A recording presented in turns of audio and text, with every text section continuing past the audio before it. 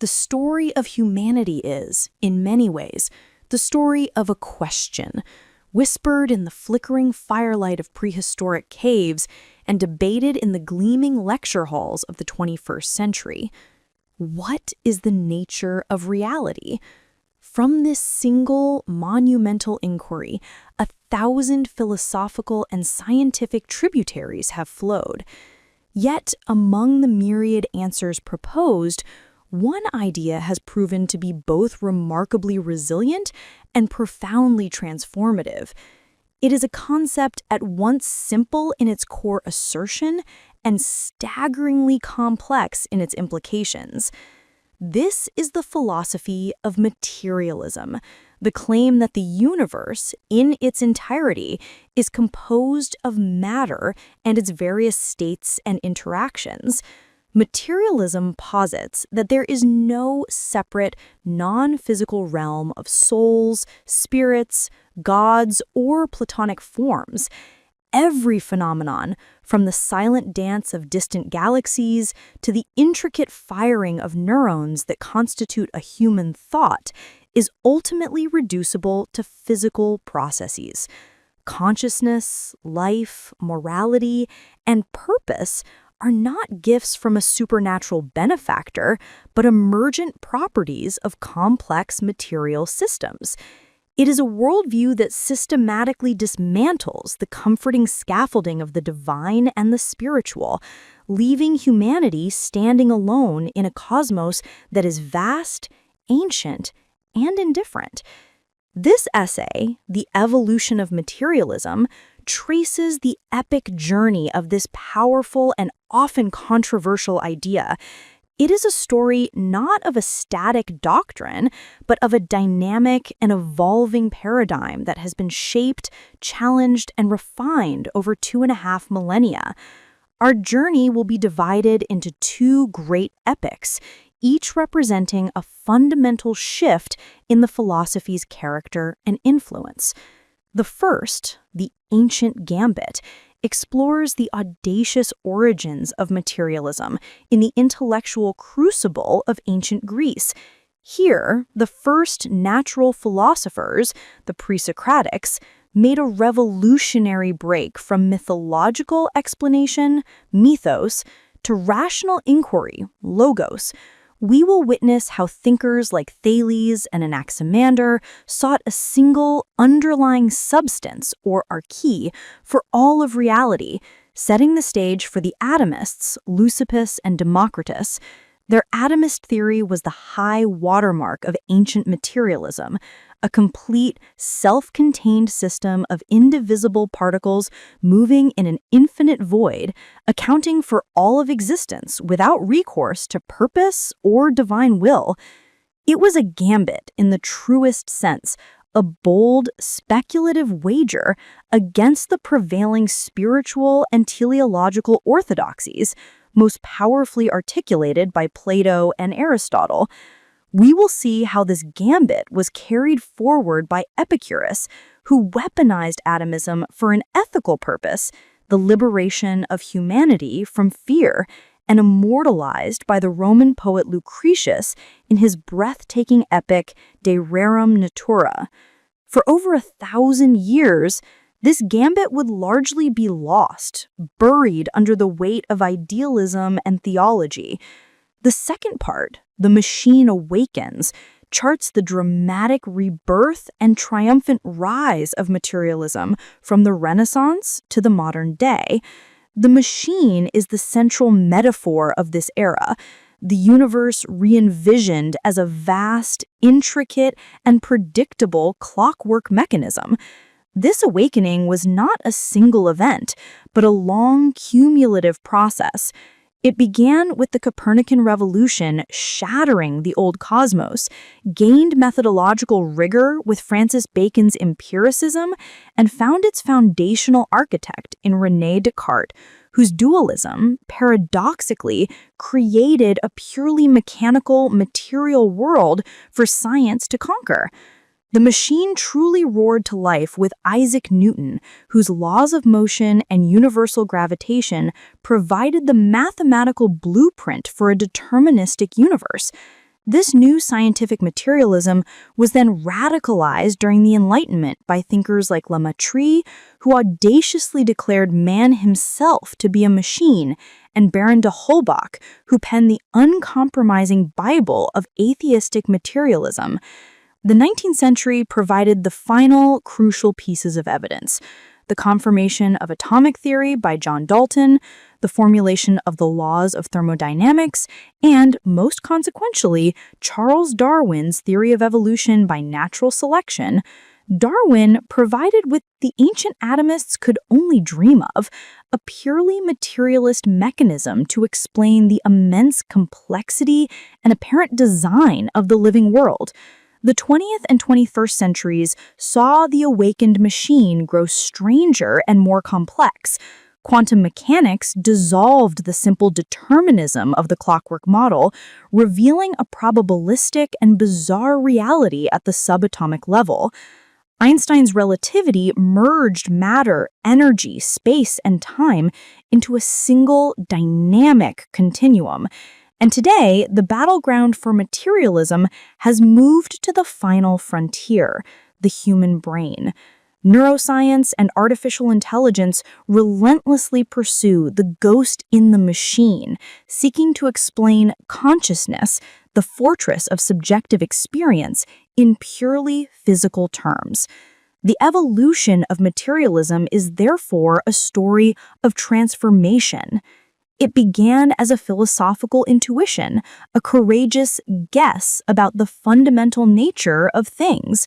It was reborn as a mechanical philosophy, the engine of the scientific revolution. It matured into the foundational working assumption of virtually all modern science. Yet, as it has conquered the external world, it has been forced to turn its gaze inward, confronting the profound mystery of its own origins, the mind that conceived it. This is the ongoing saga of an idea that has reshaped our world, defined our modern age, and continues to challenge our deepest sense of who we are. Part 1. The Ancient Gambit. The story of materialism does not begin with a declaration, but with a shift in posture. It begins when a handful of thinkers on the sun-drenched shores of Ionia in the 6th century BCE turn their backs on the gods of Olympus and their faces towards the world itself. For millennia, humanity had explained the world through mythos, stories of divine will, supernatural conflict, and cosmic dramas. Thunder was the wrath of Zeus, the changing seasons, the grief of Demeter, the ocean's tides, the moods of Poseidon. These were explanations rooted in agency, intention, and personality. The world was a stage for divine actors. The monumental revolution of the first Greek philosophers was to replace mythos with logos, a reasoned, systematic account of the world based on observation and logic. This was not yet materialism in its fully formed state, but it was the essential first step, the naturalization of the cosmos. It was the audacious gambit that the universe could be understood on its own terms. The cradle of this revolution was Miletus, a bustling port city on the coast of Anatolia, modern-day Turkey.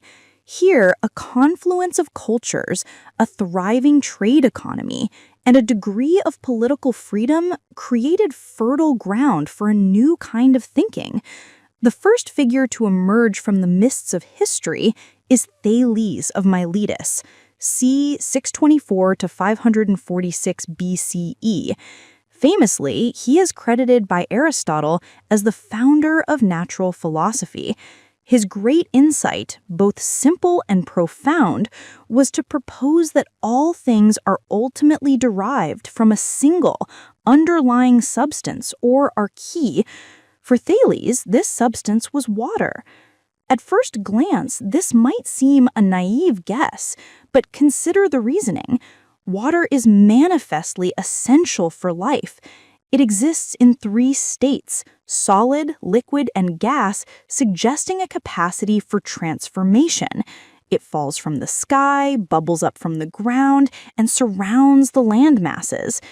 In identifying water as the arche, Thales was making several revolutionary claims simultaneously. First, he asserted that behind the bewildering diversity of the world lies a fundamental unity. Second, he proposed that this unity is a natural, observable substance, not a supernatural being. Third, he implied that change and transformation are not the result of divine whim, but are inherent properties of this substance. The world, for the first time, was being treated as a self-contained system.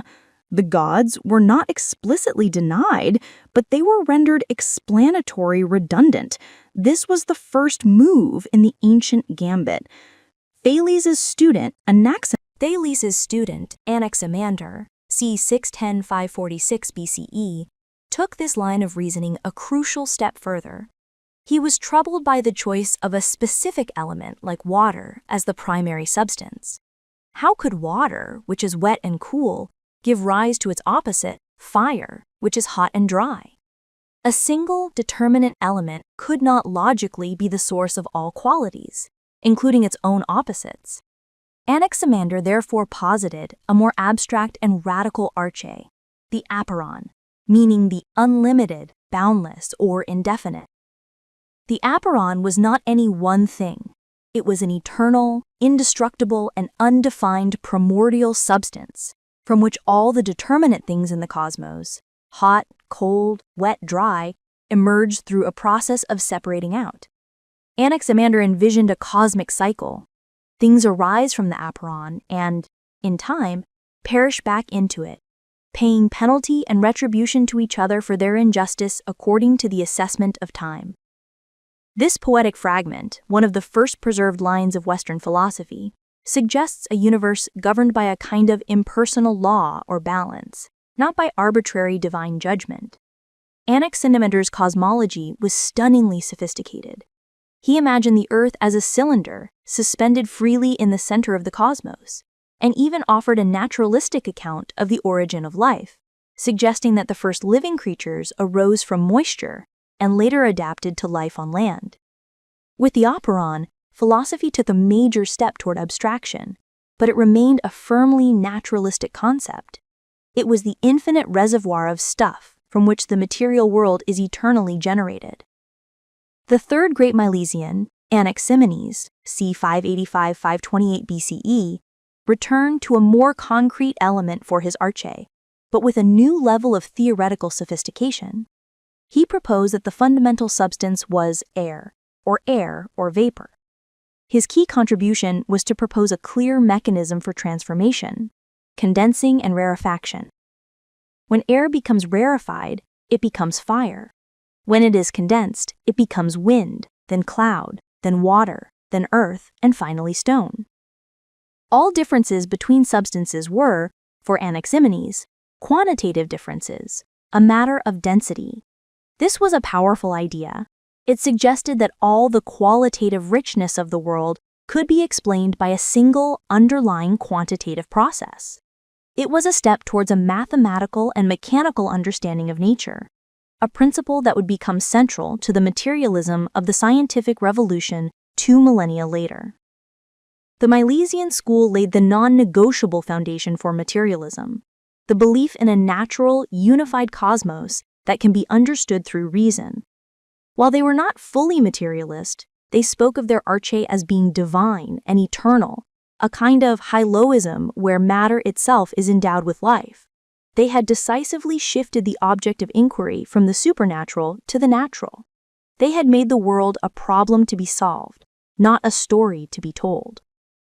Chapter 2. The Atomic Hypothesis. A Universe of Void and Atoms.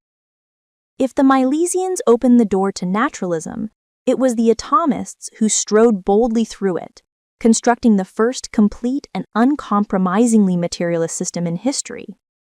The intellectual leap from the Milesian arche to the atomic hypothesis was one of the most profound in the history of thought. The theory is primarily attributed to Leucippus, a 5th century BCE figure about whom we know very little, and his brilliant student, Democritus of Abdera, a celebrated writer whose works have sadly almost entirely been lost, surviving only in fragments and reports by later authors like Aristotle and Simplicius.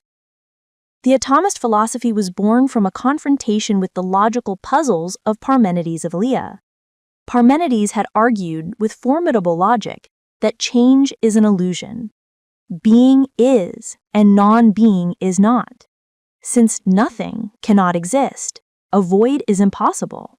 Without a void, motion is impossible, as there is nowhere for things to move into. And since all is one and full, plurality and change are unthinkable.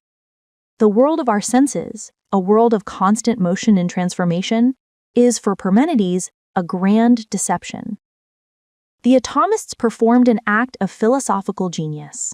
They accepted part of Parmenides' argument, but turned it on its head. They agreed that true, fundamental being must be eternal and unchanging. But they took the radical step of also asserting the existence of non-being. As Aristotle reports their view, Leucippus and Democritus say that the full and the empty are the elements, calling the one what is and the other what is not. What is they identified with an infinite number of indivisible, solid, and eternal particles, which they called atoma, uncuttable. What is not they identified with the kenon, or the void, an empty space that genuinely exists. With these two fundamental principles, atoms and the void, they recreated the world. The atoms were the Parmenidean one multiplied infinitely. Each atom was in itself changeless, a tiny, solid piece of pure being. But by moving through the infinite void, these atoms could combine and separate, creating the plurality and change that we experience. The universe for the atomists consisted of nothing but these two things, atoms and the void. Everything else was a secondary construction. The properties of the atoms were minimal. They differed only in shape, schema, arrangement, taxis, and position, thesis. They had no inherent color, taste, or temperature. As Democritus famously stated in a surviving fragment, by convention sweet, by convention bitter, by convention hot, by convention cold, by convention color, but in reality, atoms and void. This is the first clear articulation of the distinction between primary qualities, the objective properties of the atoms themselves, size, shape, motion, and secondary qualities, the subjective experiences these atoms produce in our sense organs. A red apple is not, in itself, red. It is composed of atoms of a certain shape and arrangement that interact with the atoms of our eyes to produce the sensation of redness. This distinction would become a cornerstone of science and philosophy, revived by Galileo, Descartes, and Locke. The atomist system was breathtaking in its explanatory power. All change was simply the rearrangement of eternal atoms. The creation and destruction of objects was not a true coming to be or passing away, but merely the combination and dissolution of atomic aggregates. The variety of the world was explained by the infinite variety of atomic shapes and combinations. Motion was inherent to the atoms themselves. They had been in motion from eternity, colliding, rebounding, and forming vortices that gave rise to entire worlds, or cosmoi. There were, they believed, infinite worlds being formed and destroyed in the infinite void, some like our own, some without life, some with different suns and moons. Most radically, their system extended to the human being. The soul, or psyche, the principle of life and thought, was not an immaterial spirit, but was also composed of atoms. They were thought to be particularly fine, smooth, and spherical fire atoms, distributed throughout the body, which caused motion and thought. Sensation worked through a process of contact.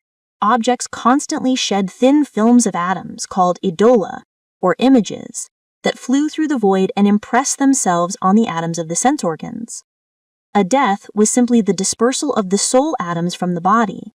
There was no afterlife, no divine judgment, no immortal soul to be punished or rewarded. This was materialism in its purest form. The universe was undesigned and purposeless. Everything that happens is the result of what they called ananke, or necessity, the blind, mechanical, and inevitable outcome of atoms colliding according to their nature. As a fragment from Leucippus states, nothing happens at random, all happens for a reason and by necessity. This was not the necessity of a divine plan, but the brute necessity of cause and effect.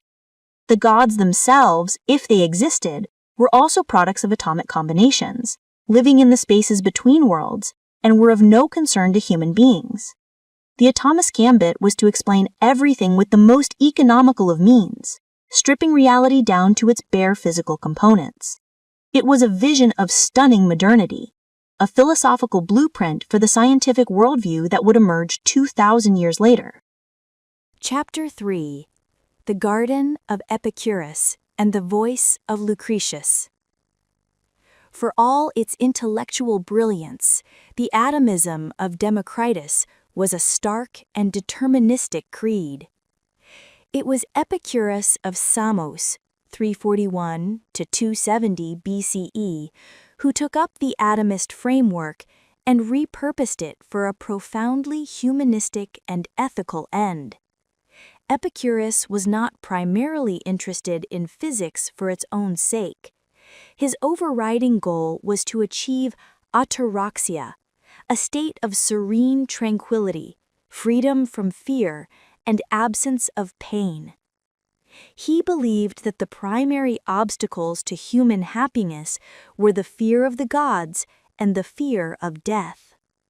He saw in atomism the perfect antidote to these twin anxieties. Epicurus established a philosophical community in Athens known as the Garden, which was famous for its inclusivity, welcoming women and slaves. Here, he taught that the study of nature was not a mere intellectual exercise, but a form of therapy. If one understands that the universe is just atoms and void, then one has no reason to fear the arbitrary interventions of capricious gods. The gods, Epicurus taught, do exist. They are perfect beings made of the finest atoms, living in a state of perfect bliss in the intermundia, the spaces between worlds.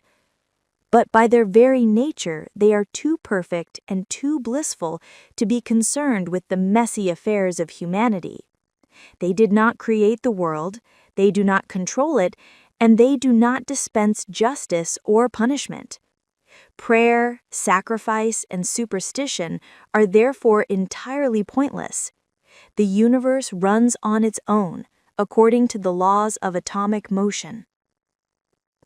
To combat the fear of death, Epicurus deployed a simple but powerful argument derived from atomist principles. Death is nothing to us, for what has been dissolved has no sensation, and what has no sensation is nothing to us. When we are alive, death is not present. When death is present, we no longer exist. The soul, being a physical collection of atoms, disperses upon the body's demise. There is no conscious existence after death, no underworld of eternal torment to be feared.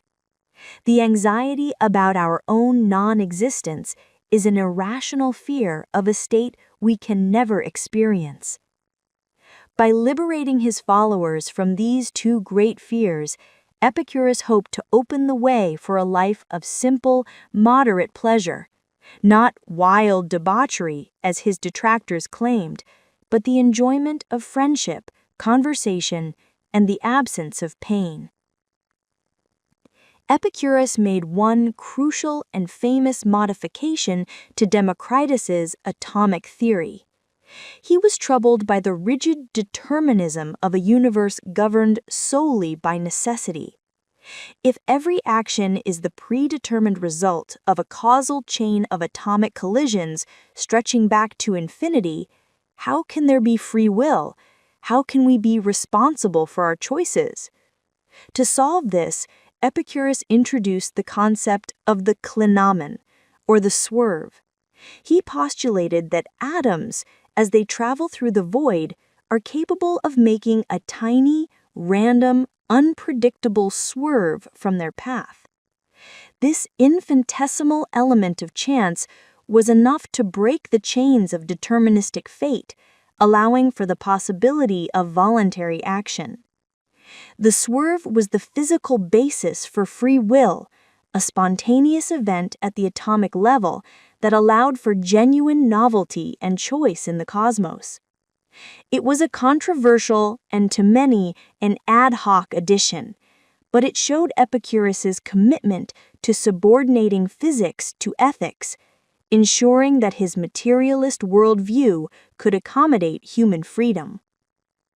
The full power and poetic grandeur of the Epicurean materialist vision were preserved for posterity not by Epicurus himself, whose prolific writings are mostly lost, but by a Roman poet of the 1st century BCE, Titus Lucretius. His epic hexameter poem, De Rerum Natura, on the nature of things, is the single most important surviving text of ancient materialism. It is both a detailed exposition of atomist physics and a passionate, evangelical work of art aimed at converting its reader, Memmius, away from superstition, religio, and towards the tranquility offered by Epicurean philosophy. With soaring language, Lucretius lays out the entire system. He begins with the foundational principles. Nothing can be created from nothing, and nothing can be reduced to nothing. All is atoms and void. He provides arguments for the existence of the void. Without it, motion would be impossible. And for the indivisibility of atoms, otherwise everything would crumble into nothingness. He masterfully explains how atom combinations give rise to the world we see, using analogies like letters combining to form different words to illustrate how a few types of atoms can create a universe of variety. Lucretius's assault on the fear of death in Book 3 is a masterpiece of philosophical poetry. He presents a battery of arguments for the mortality of the soul. The mind is born with the body, grows with the body, ails with the body, as seen in disease, intoxication, and injury, and therefore must die with the body. The soul and body are inextricably intertwined. One cannot exist without the other. He paints a vivid picture of the terrors of the mythical underworld, Tantalus, Sisyphus, the Danaids, and then reveals them to be allegories of the self-inflicted tortures of fear and desire that plague us in this life.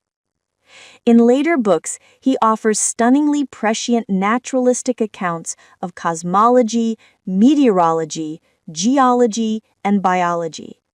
He describes the formation of the world from an atomic vortex, explains thunder and lightning as natural phenomena, and most remarkably, sketches out a theory of the origin and evolution of life. He imagines a primitive Earth spontaneously generating myriad life forms, many of which were monstrous and ill-adapted and perished. Only those creatures with the necessary attributes for survival, strength, speed, cunning, or a symbiotic relationship with humanity were able to endure and propagate their kind. It is a clear, if rudimentary, articulation of the principle of natural selection, 18 centuries before Darwin. De Rerum Natura is the triumphant testament of the ancient materialist gambit. It demonstrates that materialism could be more than a dry, abstract doctrine. It could be a source of liberation, wonder, and profound poetic beauty. However, despite its brilliance, the atomist worldview was ultimately eclipsed. The teleological philosophy of Aristotle, with its emphasis on purpose and final causes, and the transcendent idealism of Plato, with its immortal soul and realm of perfect forms, proved far more compatible with the religious sensibilities that would come to dominate the Western world. Plato's ideas were absorbed into nascent Christian theology by figures like St. Augustine of Hippo, while Aristotle's physics and metaphysics, rediscovered in the Middle Ages, became the bedrock of scholastic philosophy.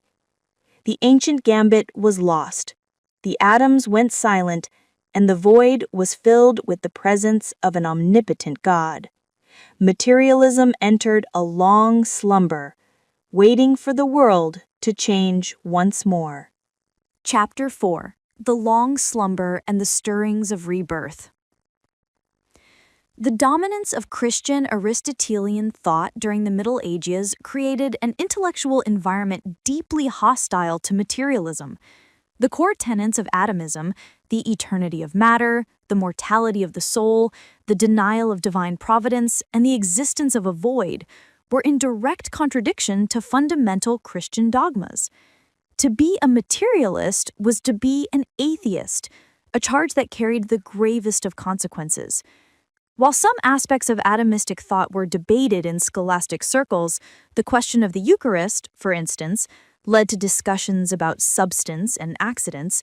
The holistic materialist worldview of Democritus and Lucretius was effectively erased from the philosophical landscape. The first stirrings of change came with the Renaissance. The rediscovery of classical texts, a process that had begun in the late Middle Ages, accelerated dramatically in the 15th century.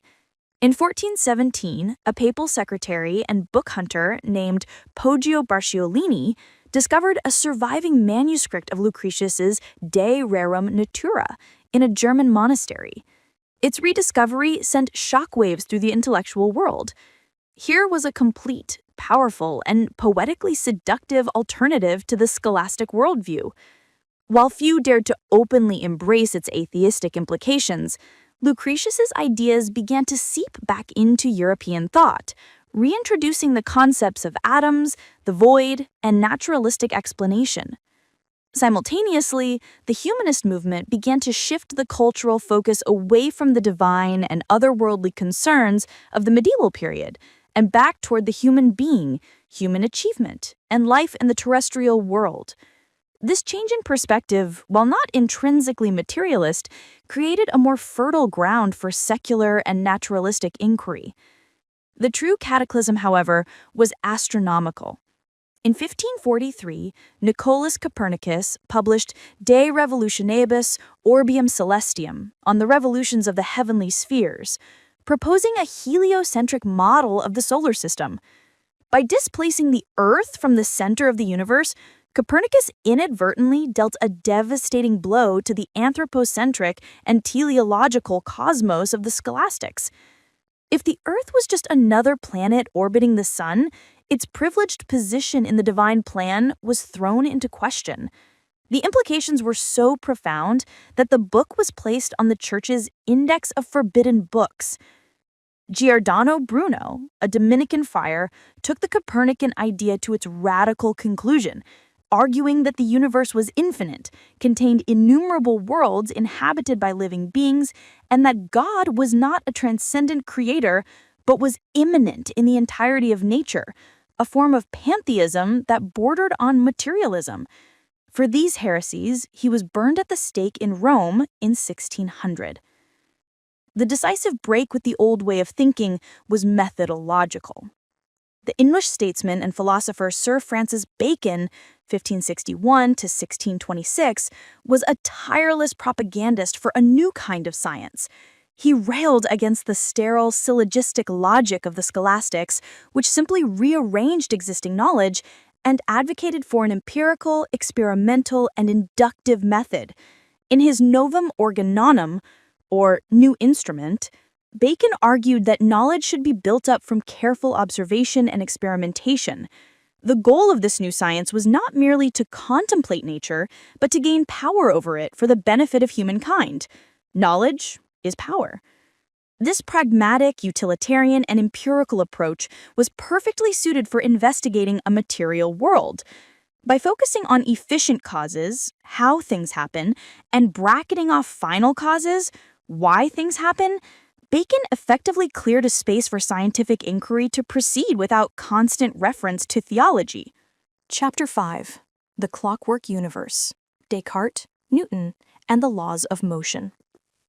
If Bacon provided the methodology, it was René Descartes, 1596 to 1650, who provided the metaphysical framework for the new mechanical philosophy.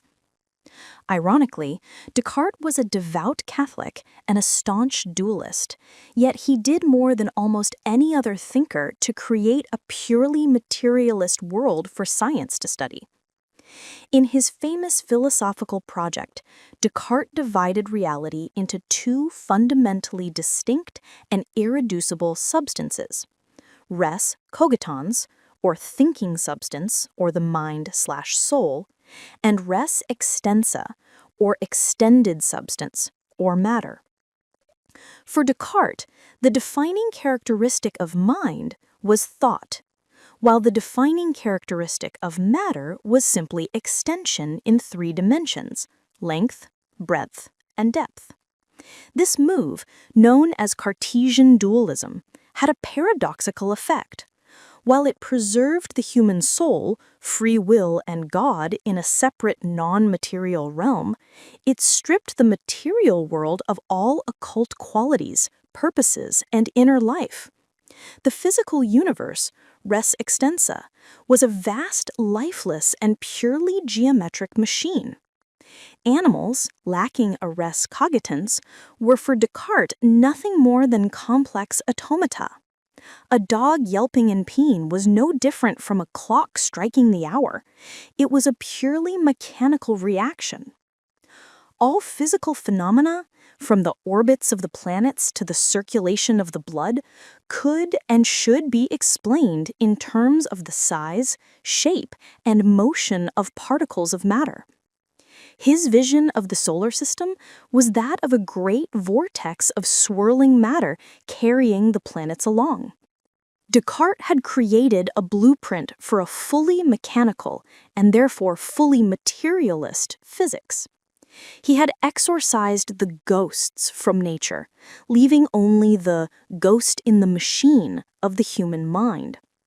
The problem of how these two distinct substances could possibly interact, how a non-physical mind could cause a physical body to move, became the infamous mind-body problem, a puzzle that would haunt philosophy for centuries.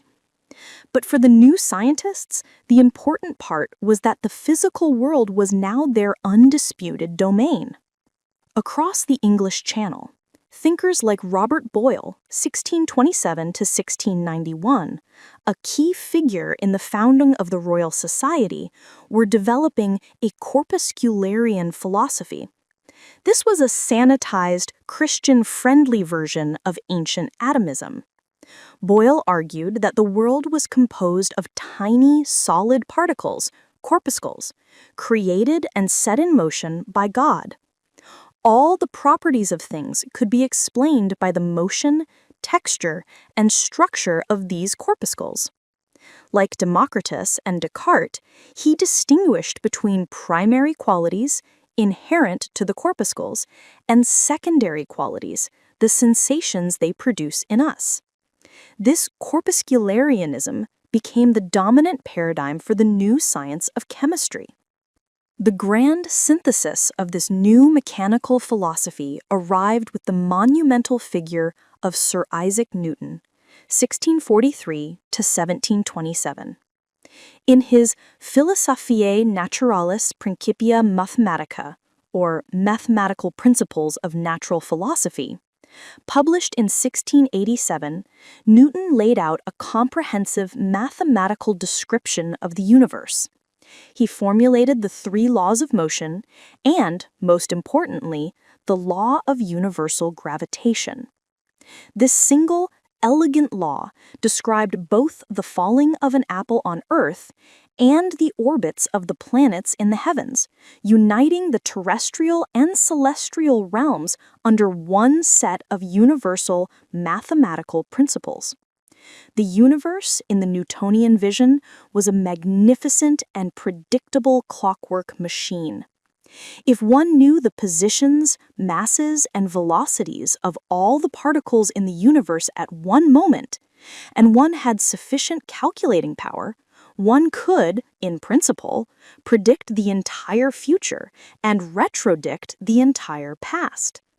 It was a universe of absolute deterministic law.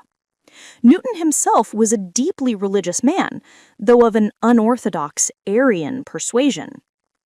He believed that this perfect law-governed machine was undeniable proof of a divine creator, the master clockmaker. He also believed that God occasionally needed to adjust the system to prevent the orbits of the planets from becoming unstable. A century later, the French mathematician and astronomer Pierre-Simon Laplace, 1749 to 1827, would render this divine intervention unnecessary. He demonstrated mathematically that the solar system was, in fact, stable over long periods. When Napoleon Bonaparte famously asked him why the new edition of his work on celestial mechanics made no mention of God, Laplace is said to have replied, "Sire, I had no need of that hypothesis." The clockwork universe was now fully self-sufficient. Laplace articulated the ultimate fantasy of Newtonian determinism in a thought experiment that came to be known as Laplace's demon.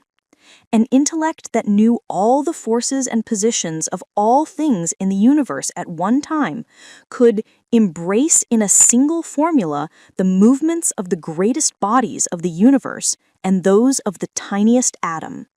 For such an intellect, nothing would be uncertain, and the future, just like the past, would be present before its eyes.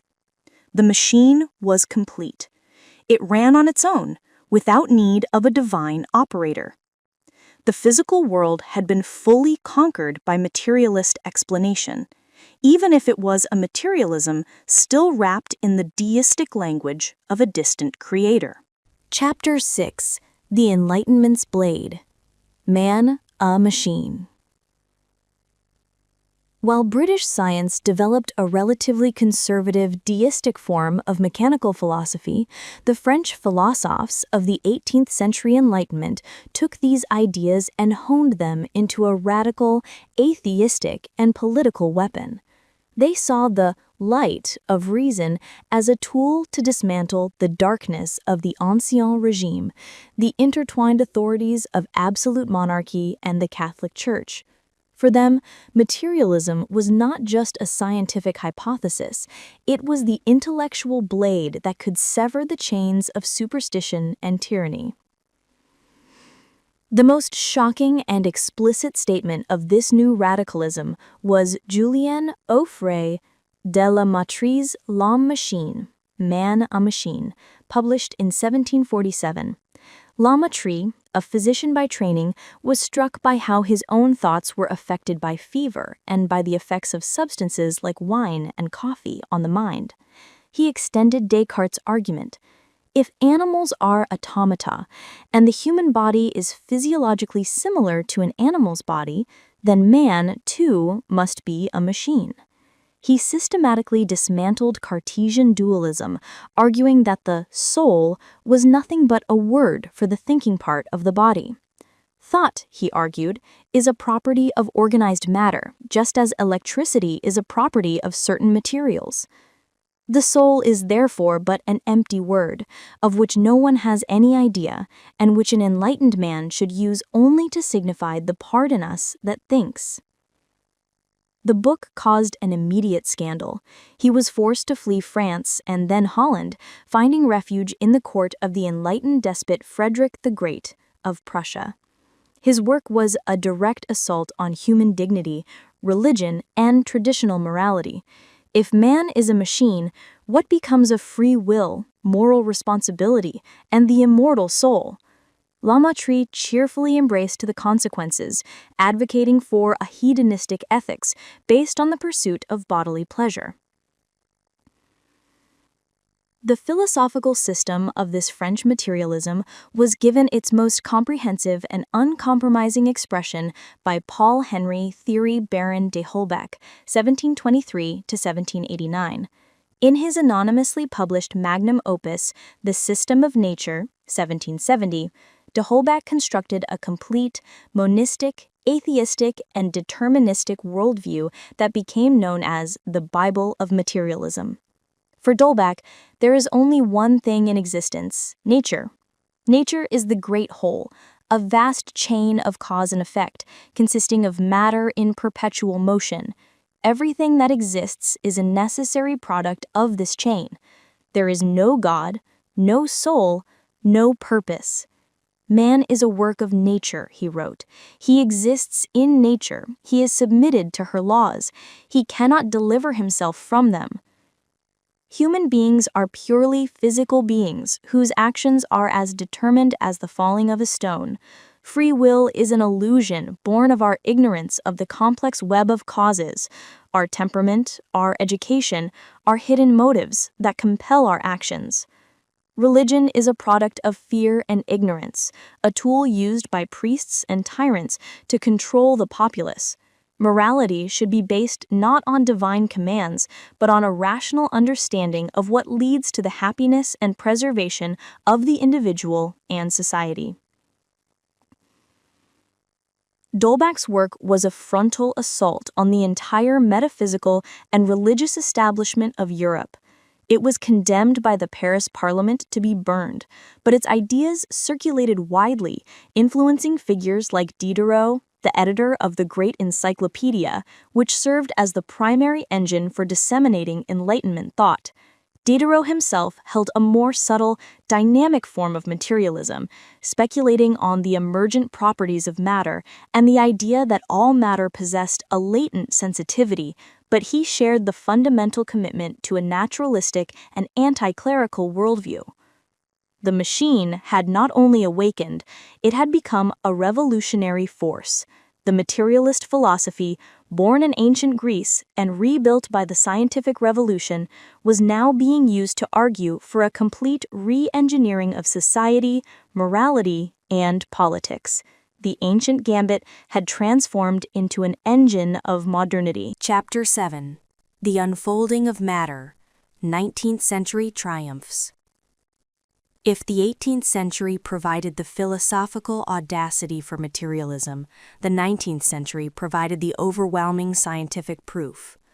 Across multiple fields, discoveries were made that solidified the materialist worldview, transforming it from a controversial philosophy into the default working assumption of science. The ancient dream of atomism and the mechanical vision of the Enlightenment were vindicated by a cascade of empirical evidence. First, in the field of chemistry, the English scientist John Dalton, 1766 to 1844, revived atomic theory on a firm, quantitative footing. By studying the way elements combined in fixed ratios to form compounds, he deduced that each element must be composed of unique, identical atoms of a characteristic weight.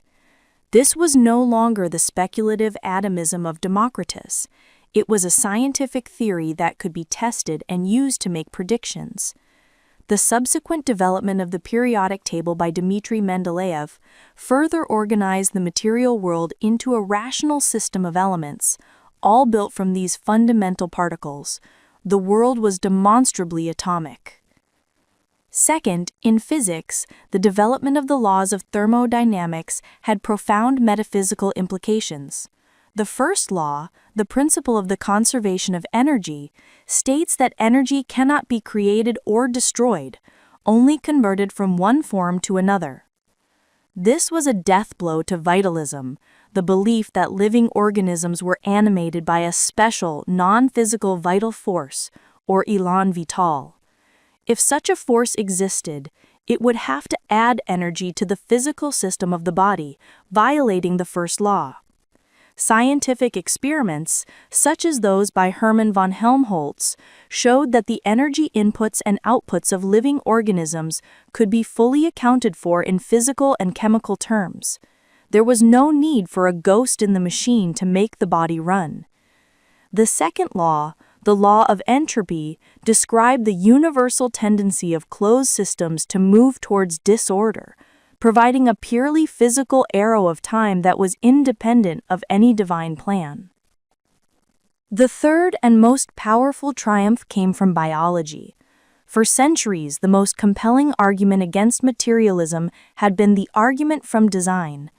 The intricate complexity and perfect adaptation of living organisms, the eye, the wing, the heart, seemed to be irrefutable evidence of a divine designer. William Paley's famous watchmaker analogy, published in 1802, articulated this powerfully. If you find a watch on the heath, you rightly infer a watchmaker. Likewise, when you observe the far greater complexity of nature, you must infer a divine creator. This argument was systematically demolished by Charles Darwin, 1809 to 1882.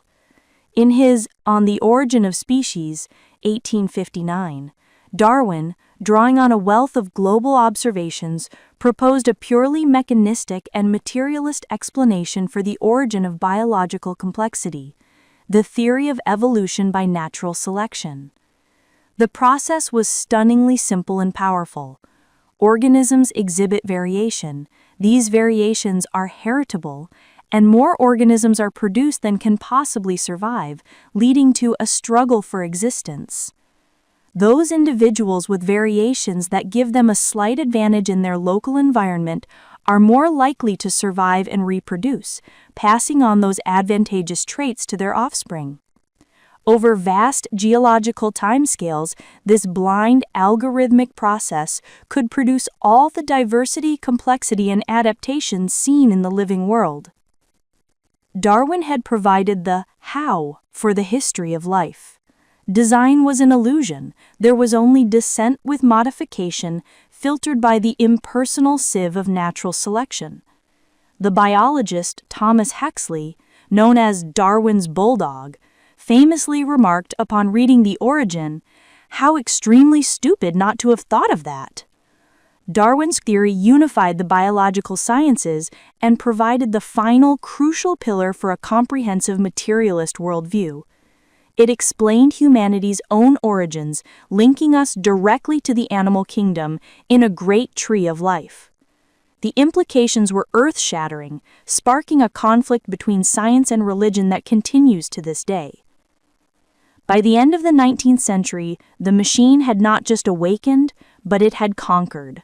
Bolstered by atomic theory, thermodynamics, and evolution, materialism had become the undisputed foundation of the scientific enterprise. From the speculative gambit of the ancients, it had evolved into a robust, empirically grounded paradigm that could explain the cosmos, the origin of life, and the nature of humanity itself in purely physical terms. Yet, even as it celebrated its greatest triumphs, new discoveries were on the horizon that would complicate the picture dramatically. And the ultimate challenge, the nature of consciousness, still loomed, a ghost, haunting the triumphant machine. Chapter 8: The Awakened Machine and Its Ghosts. The turn of the 20th century marked the zenith of classical materialism. The universe was seen as a deterministic, clockwork machine built from tiny, solid, billiard ball-like atoms. The story of reality seemed largely complete, yet the foundations of this neat mechanical picture were about to be blown apart, not by a resurgence of spiritualism, but by physics itself. The awakened machine was about to reveal that it was far stranger, more dynamic, and more mysterious than the 19th century materialists had ever imagined. Matter itself was about to be dematerialized. The first revolution came from Albert Einstein's theory of relativity. His special theory, 1905, showed that space and time were not the absolute, fixed background of Newton's universe, but were relative to the observer's motion, woven together into a single four-dimensional continuum, space-time. Most famously, his equation, E equals mc squared, revealed a stunning equivalency between matter and energy. Matter was not the inert, passive stuff of old. It was a condensed, frozen form of energy. A small amount of mass could be converted into a tremendous amount of energy, a principle that would unleash the terrifying power of the atomic bomb. His general theory of relativity, 1915, went even further, showing that gravity was not a force acting at a distance, but was the curvature of space-time itself, caused by the presence of mass and energy. The universe was not a machine existing in space and time. The universe, space-time, matter, and energy were a single, dynamic, interacting system. The second, and even more bizarre revolution, was quantum mechanics. In trying to understand the world of the very small, physicists like Max Planck, Niels Bohr, Werner Heisenberg, and Erwin Schrödinger discovered a reality that defied all classical intuition. At the subatomic level, particles like electrons did not behave like tiny billiard balls. They exhibited a strange wave-particle duality, acting like a diffused wave of probability when not observed, and collapsing into a particle with a definite location only upon measurement. Heisenberg's uncertainty principle showed that it was fundamentally impossible to know both the precise position and the precise momentum of a particle at the same time. The rigid determinism of Laplace's demon was dead. The universe, at its most fundamental level, appeared to be probabilistic, not deterministic. Quantum mechanics shattered the simple, intuitive picture of matter. A particle was a cloud of potentialities. The void was a seething foam of virtual particles popping in and out of existence. The neat separation between the observer and the observed became blurry, leading to endless debate about the role of consciousness in collapsing the wave function. While most physicists hold to materialist interpretations, such as the many-world interpretation, which posits that every quantum measurement conscious the universe into multiple parallel universes, the strangeness of quantum reality provided new ammunition for those seeking a crack in the materialist edifice. Materialism survived these revolutions, but it had to become a far more sophisticated and abstract doctrine.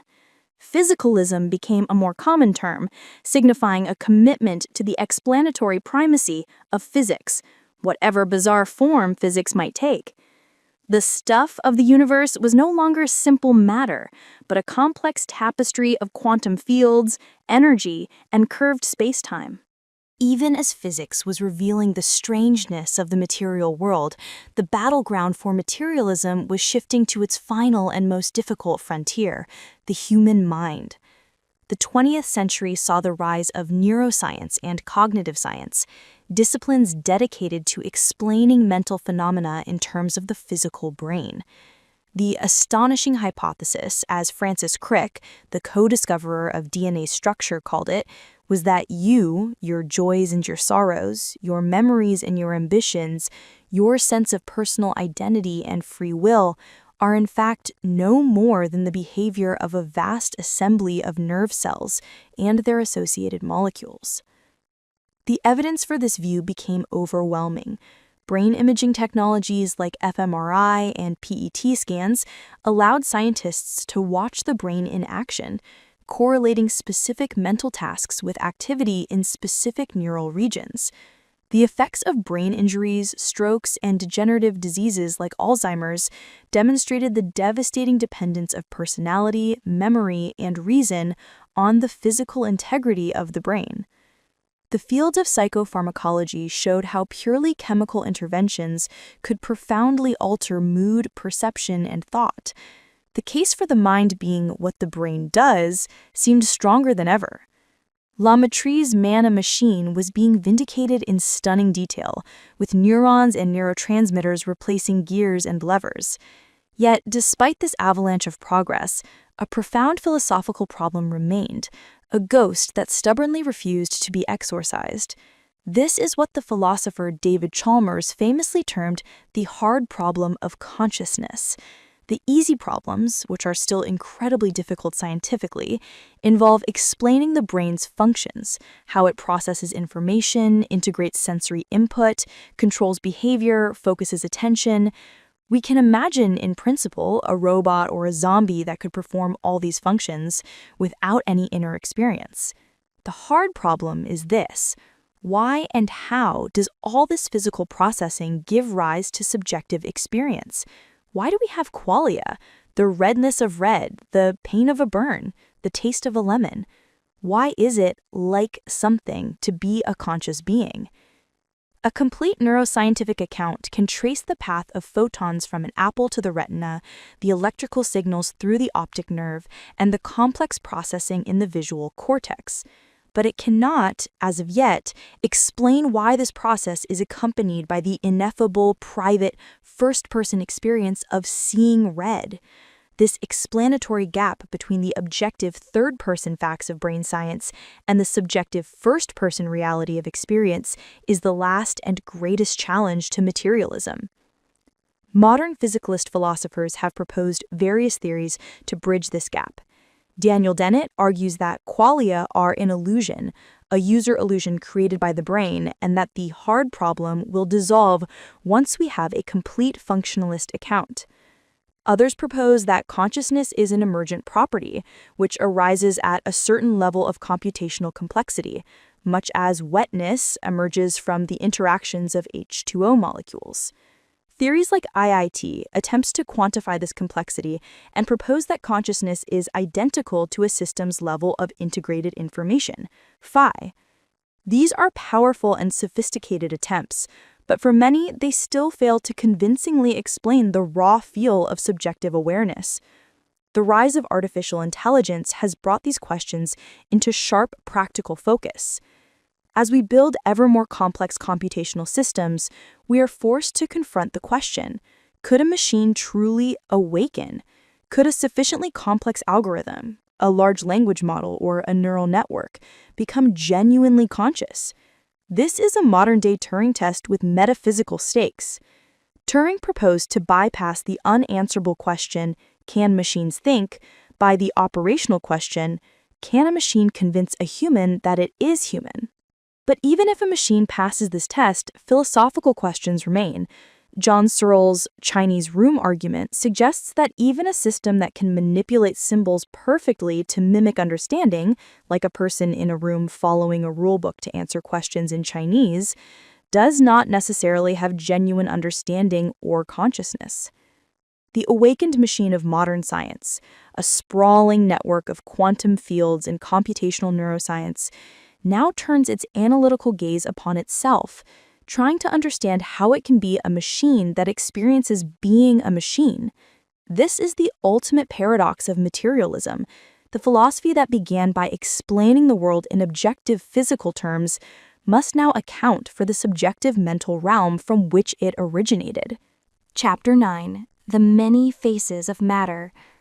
Materialism, at its core, seems to make a simple, almost blunt assertion: everything is matter. It is a philosophy that presents itself as a philosophy of substance, of solid, tangible reality. Yet, this apparent simplicity is a profound illusion. The single word matter has been a placeholder for radically different concepts throughout the history of thought. It has been a chameleon, changing its color and character with every major shift in our scientific understanding.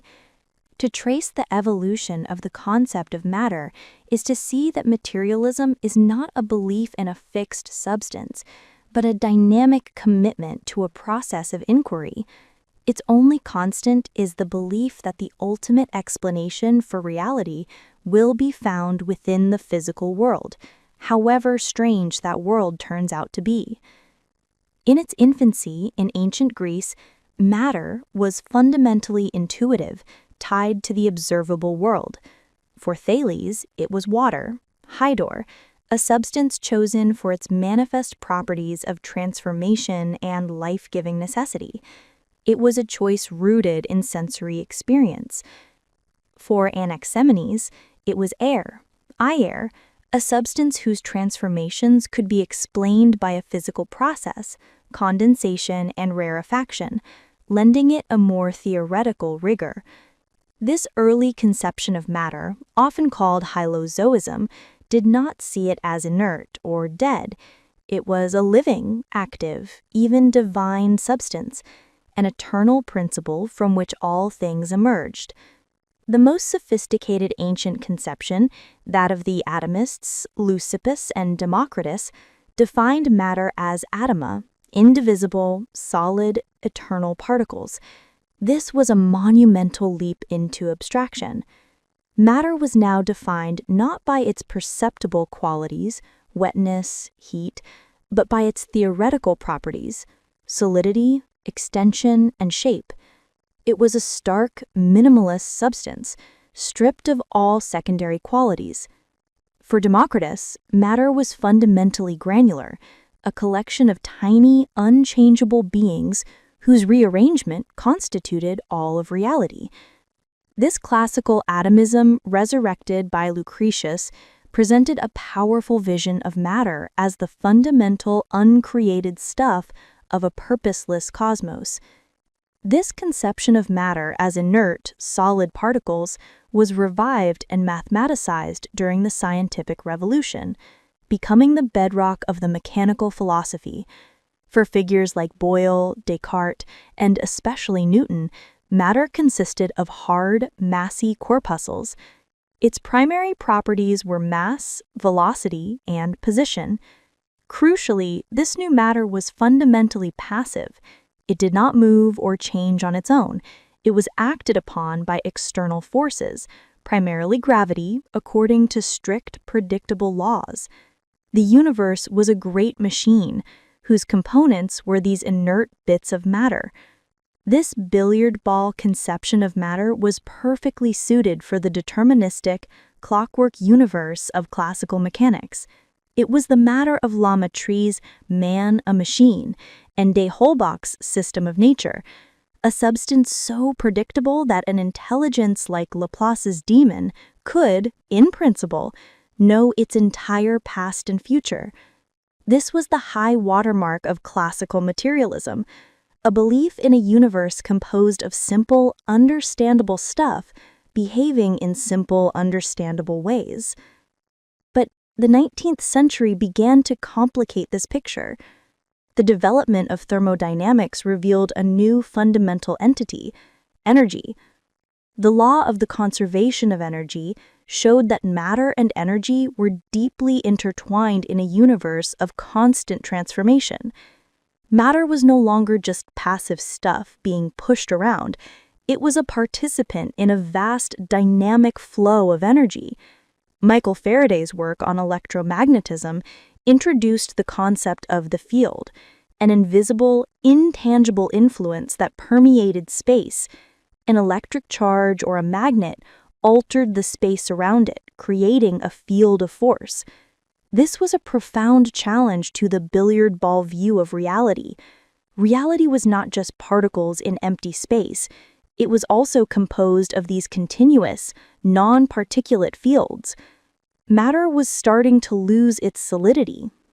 The true dematerialization of matter came with the twin revolutions of 20th century physics. Albert Einstein's special theory of relativity delivered a fatal blow to the classical view with the equation E equals mc squared. Matter was not fundamental. It was a form of energy. Mass was simply a measure of a system's energy content. The distinction between the solid and the energetic, the stuff and the action, dissolved. Matter could be annihilated and turned into pure energy, and energy could congeal into matter. Furthermore, his general theory of relativity fused space, time, and matter into a single dynamic entity. Matter was not in space. Its presence was the curvature of space-time. The solid, inert particle of Newton was now revealed to be a localized knot of energy, warping the very fabric of reality. As if this were not strange enough, quantum mechanics shattered the remaining vestiges of the classical picture. At the fundamental level, there are no things in the way we intuitively understand them. There are quantum fields that permeate all of space. A particle, like an electron, is not a tiny ball. It is a localized excitation or vibration in its corresponding field. Before it is measured, this particle exists as a wave of probability, a superposition of many possible states at once. It has no definite position or momentum. The very substance of the world is probabilistic and indeterminate.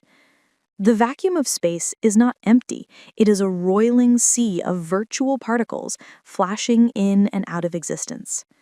Thus, the face of matter has changed beyond all recognition, from tangible water to solid atoms to inert corpuscles to condensed energy to excitations in a quantum field.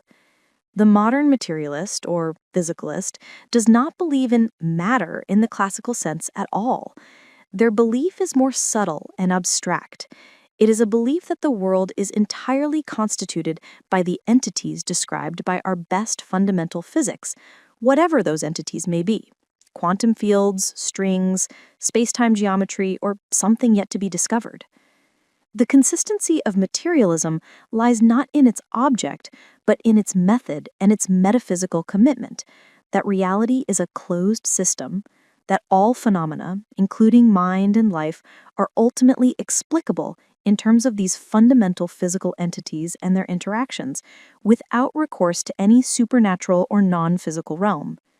The matter of materialism has become a ghost of its former self, a mathematical abstraction that describes a reality far stranger and more wonderful than the ancient atomists could ever have dreamed. Chapter 10: The Abyss of Experience.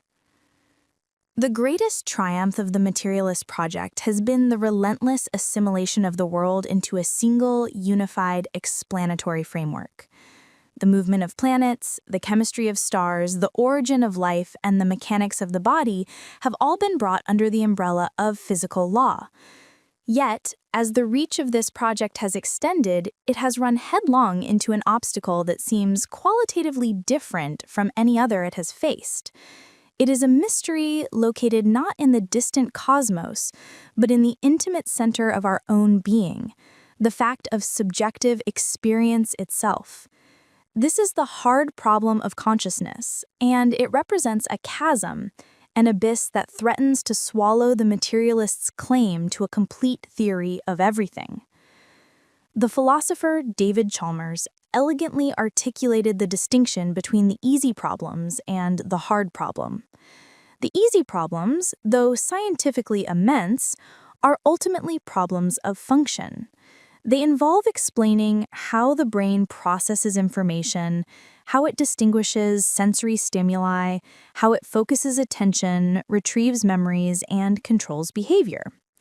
We can see, in principle, how we might solve these problems. We can map the neural circuits, model the computational processes, and understand the brain as an incredibly complex biological computer. A materialist explanation of these functions seems not only possible, but inevitable. We can imagine building a sophisticated robot that could perform all these functions, flawlessly mimicking human intelligence. But the hard problem remains. It is the question of why and how all this neurochemical processing is accompanied by experience. Why is it like something to be a human being? Why is there a first-person, subjective reality? This is the problem of qualia, the raw, ineffable qualities of experience. The redness of a sunset, the pang of nostalgia, the smell of coffee, the feeling of pain. A complete neuroscientific account can trace the journey of light waves of a certain frequency from a rose to the photoreceptors in the retina, to the electrical impulses in the optic nerve, to the firing patterns in the visual cortex. This is a third-person, objective story of information processing. But where in that story is the experience of seeing red?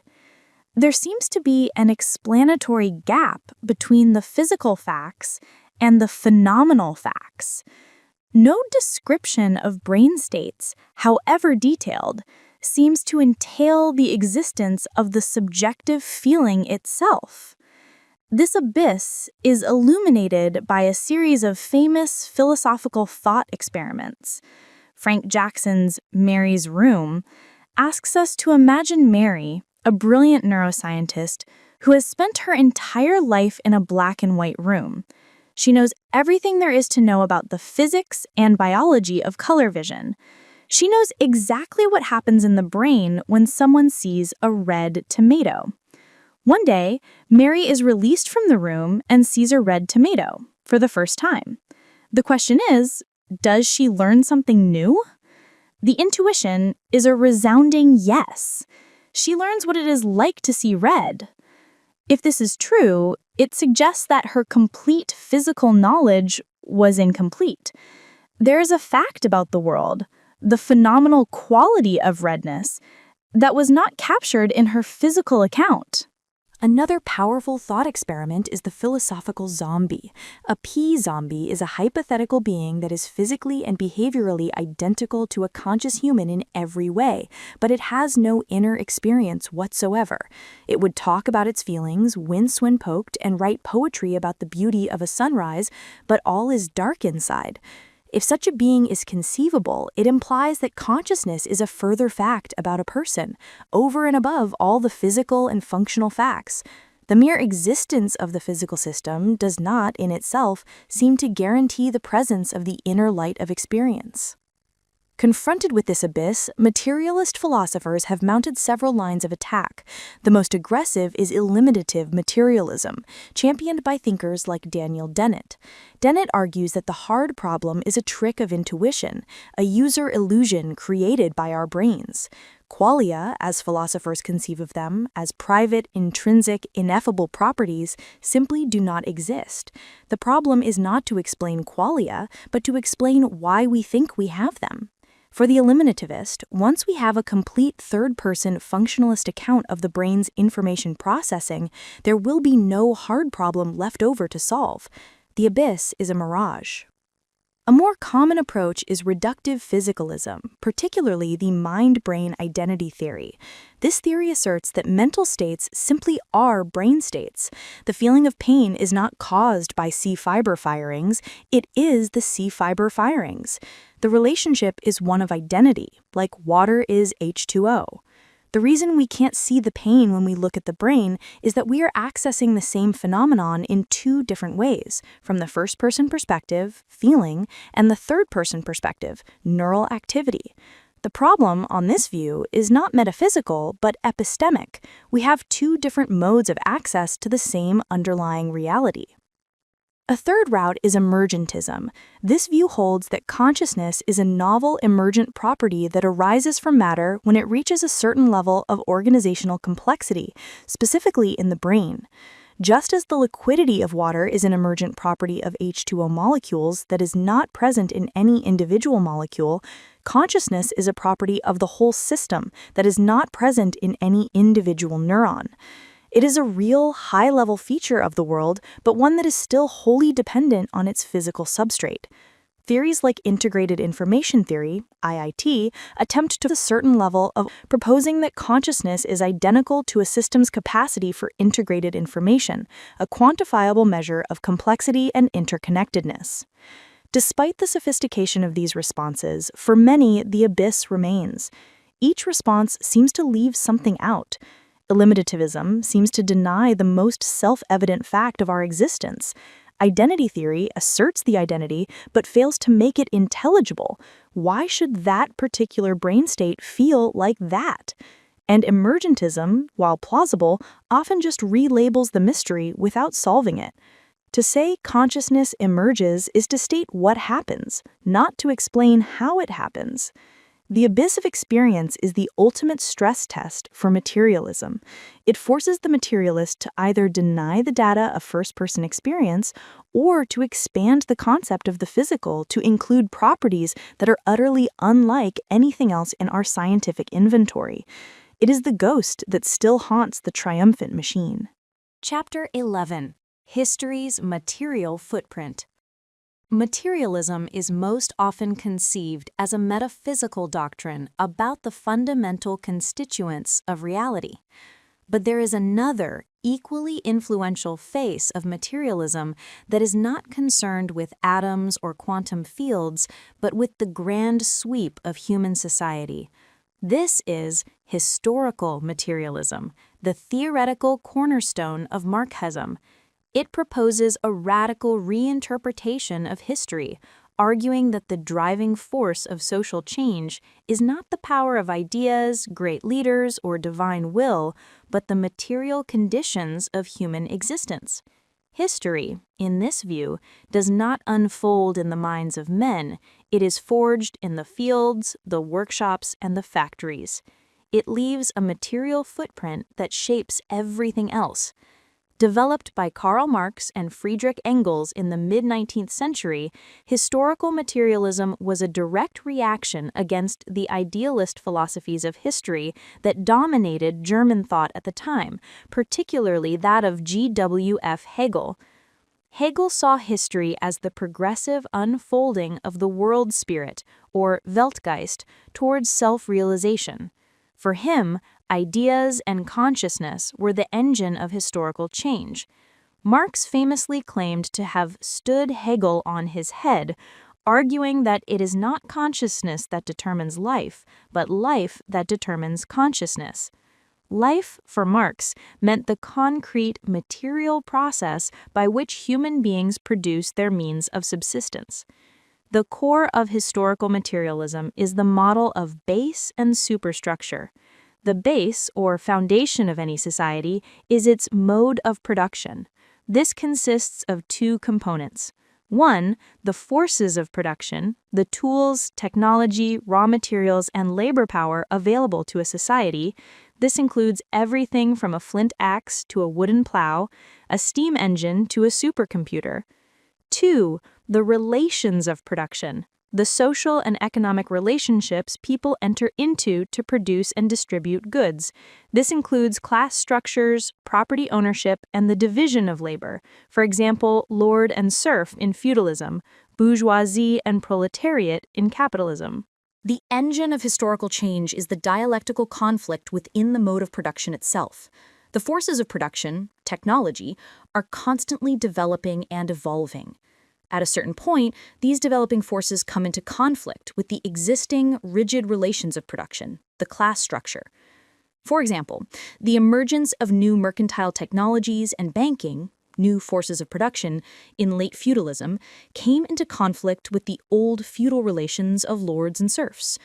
This tension creates a period of social revolution, leading to the overthrow of the old ruling class by a new revolutionary class whose interests align with the new forces of production. A new mode of production is established, with a new superstructure to support it.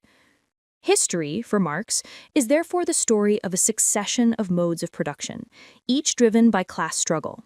From primitive communism to ancient slave society, to feudalism to capitalism, each stage is a necessary step, and each contains the seeds of its own destruction. Under capitalism, the forces of production, industrial technology, become immensely powerful, but they are constrained by the capitalist relations of production, private ownership, and the exploitation of the proletariat. Marx predicted that this fundamental contradiction would inevitably lead to a proletarian revolution, which would overthrow the bourgeoisie and establish a socialist mode of production, eventually leading to a classless, stateless, communist society. Historical materialism represents a profound application of the materialist ethos to the human world. It is deterministic, arguing that the course of history is governed by knowable material laws. It is anti-idealist, systematically demoting the role of ideas, consciousness, and individual agency in favor of broad, impersonal economic forces. The great man theory of history is dismissed. A figure like Napoleon is seen not as a singular genius shaping the world to his will, but as a product of the historical conditions created by the French Revolution, himself an agent of the rising bourgeois class. Of course, historical materialism has been subject to intense criticism. It is often accused of a crude economic determinism, ignoring the independent power of ideas, culture, and politics to shape history. The predicted proletarian revolutions did not occur in the most advanced capitalist countries as Marx foresaw, and the communist states of the 20th century were brutal dictatorships that bore little resemblance to his utopian vision. Despite these failures, the influence of historical materialism has been immense. It fundamentally changed the way we study history, sociology, and culture. It forced scholars to pay attention to the economic and social conditions that underlie political events and intellectual movements. Even non-Marxist historians now routinely analyze the class interests, technological changes, and economic pressures that shape historical epochs. The idea that our consciousness is profoundly shaped by our material circumstances has become a staple of social analysis. This face of materialism reminds us that the philosophy is not just a high-minded metaphysical theory, but also a powerful and controversial tool for understanding the very fabric of our social lives and the deep material currents that move the river of history. Chapter 12. When Matter Goes Quantum. For 2 centuries, the awakened machine of materialism was a Newtonian one. It was a universe of deterministic precision, a grand clockwork built from solid, predictable particles. Materialism and determinism seemed to be 2 sides of the same coin. The discovery of quantum mechanics in the early 20th century was therefore not just another scientific advance. It was a seismic event that shattered the very foundations of the classical materialist worldview. It revealed a reality so counterintuitive, so probabilistic, and so spooky that it forced a radical reinvention of what it means to be a materialist. The matter of materialism had gone quantum, and reality would never look the same again. The first profound violation of classical intuition was wave-particle duality. The building blocks of reality, like electrons and photons, refused to be neatly categorized as either particles, localized points, or waves, diffuse disturbances. They are both, and which aspect they reveal depends on how they are measured. The famous double-slit experiment is the canonical demonstration.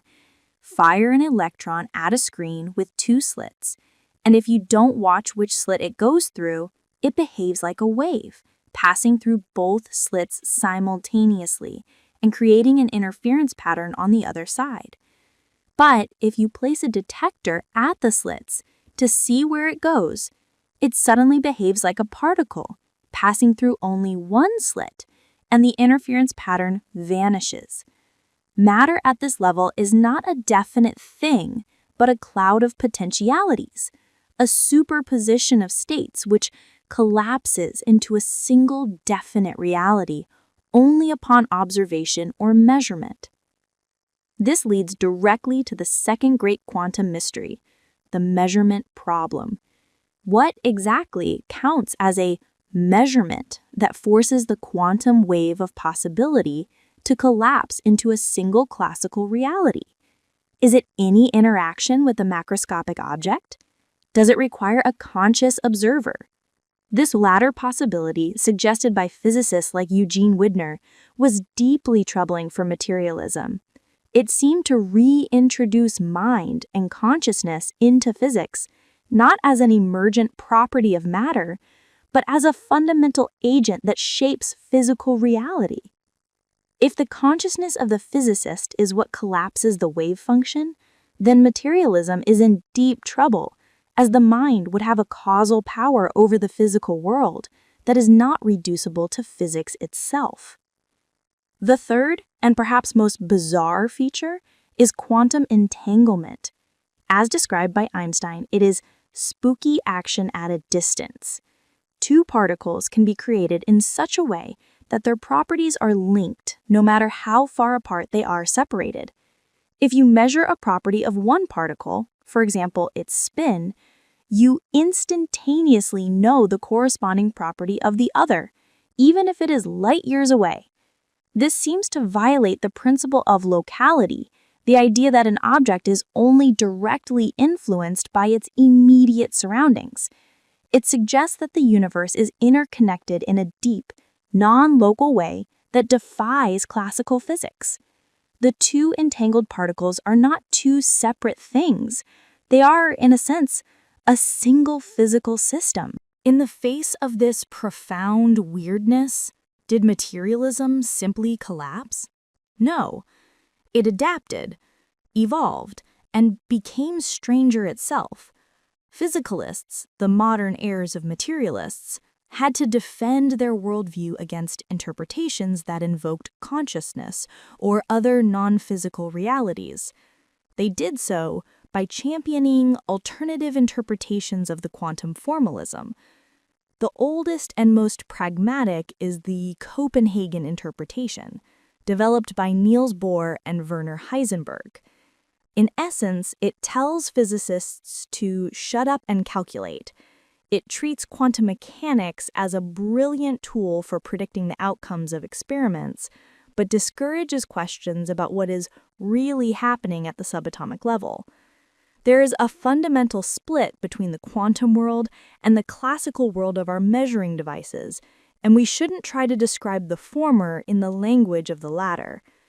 This is philosophically unsatisfying for a materialist who wants a complete picture of reality, but it avoids any non-physical entities. A more radical and purely materialist solution is the many worlds interpretation, MWI, first proposed by Hugh Everett III. MWI takes the quantum formalism with the ultimate seriousness and proposes that the wave function never collapses. Instead, every time a quantum measurement is made, the entire universe splits into multiple branches. In one branch, the electron went through the left slit. In another, identical universe, it went through the right. In the universe of Schrödinger's cat, the cat is both alive and dead until the box is opened, at which point the universe splits into one branch where the cat is alive and another where the cat is dead. The observer in each branch only experiences one outcome. This is a breathtakingly extravagant theory, postulating an infinite number of parallel universes, but it is purely physicalist. It removes the problematic collapse and the special role of the observer entirely. The universe is just the quantum wave function, evolving deterministically according to the Schrödinger equation. Other interpretations, like Bohmian mechanics, restore determinism by positing hidden variables and pilot waves that guide particles, but they must accept radical non-locality. The key point is that none of the leading scientific interpretations of quantum mechanics require abandoning materialism. What they require is abandoning the classical, intuitive picture of matter. When matter goes quantum, materialism is forced to relinquish its belief in a world of simple, solid, localized objects with definite properties. It must instead embrace a world described by abstract, mathematical wave functions in high-dimensional spaces, a world of inherent probability, non-locality, and bewildering superposition. The materialism that survives quantum mechanics is not the materialism of Democritus or de Holbach. It is a far more abstract, sophisticated, and humble physicalism, one that accepts that the fundamental nature of reality is deeply alien to our macroscopic senses. It has traded the reassuring solidity of the clockwork for the mathematical elegance of the quantum state, proving that the materialist commitment is not to a specific picture of the world, but to the principle that the world, however strange, can be understood without stepping outside of it. Chapter 13. The Ghost of Aboutness. While the hard problem of consciousness represents a spectacular and fiery challenge to materialism, there is another, more subtle ghost that haunts the philosophy of mind, the ghost of aboutness. This is the problem of intentionality. The term, revived by the philosopher Franz Brentano in the 19th century, refers to the peculiar property of mental states to be of or about things, to point beyond themselves to objects, properties, or states of affairs. My belief that Paris is the capital of France is about Paris and France. My desire for a glass of water is about water. My memory of my childhood home is about that house. Brentano argued that this aboutness is the definitive mark of the mental. No purely physical object, he claimed, possesses this intrinsic, directed quality. The challenge for the materialist is stark and profound. A rock is not about anything, it just is. A river flows, but it is not about the ocean. The atoms in my brain, on the other hand, can form a thought that is about a galaxy millions of light years away, or about a fictional character like Hamlet, or about an abstract concept like justice. How can a collection of neurons, a purely physical system governed by the laws of physics and chemistry, achieve this magical feat of reference? How can a state inside my head point to something outside my head? This is the ghost of aboutness, the mystery of how meaning and reference can arise in a purely material world. If materialism is to provide a complete account of reality, it must naturalize intentionality. That is, explain it in terms of non-intentional, physical properties. Failure to do so would leave a fundamental feature of the mind outside the reach of physical science, cracking the foundations of the materialist project. Philosophers have proposed several ingenious, though contested strategies to exorcise this ghost. One of the most straightforward approaches is a causal theory of reference. The idea is that a mental state is about something because it stands in an appropriate causal relationship to it. My thought, cat, is about cats because it is reliably caused by the perception of cats or is part of a causal chain that traces back to my initial encounters with them. This works well for simple perceptual thoughts. The firing pattern in my brain that corresponds to red is about the color red because it is reliably triggered by light of a certain wavelength hitting my retina. This approach seeks to ground meaning in the causal structure of the world.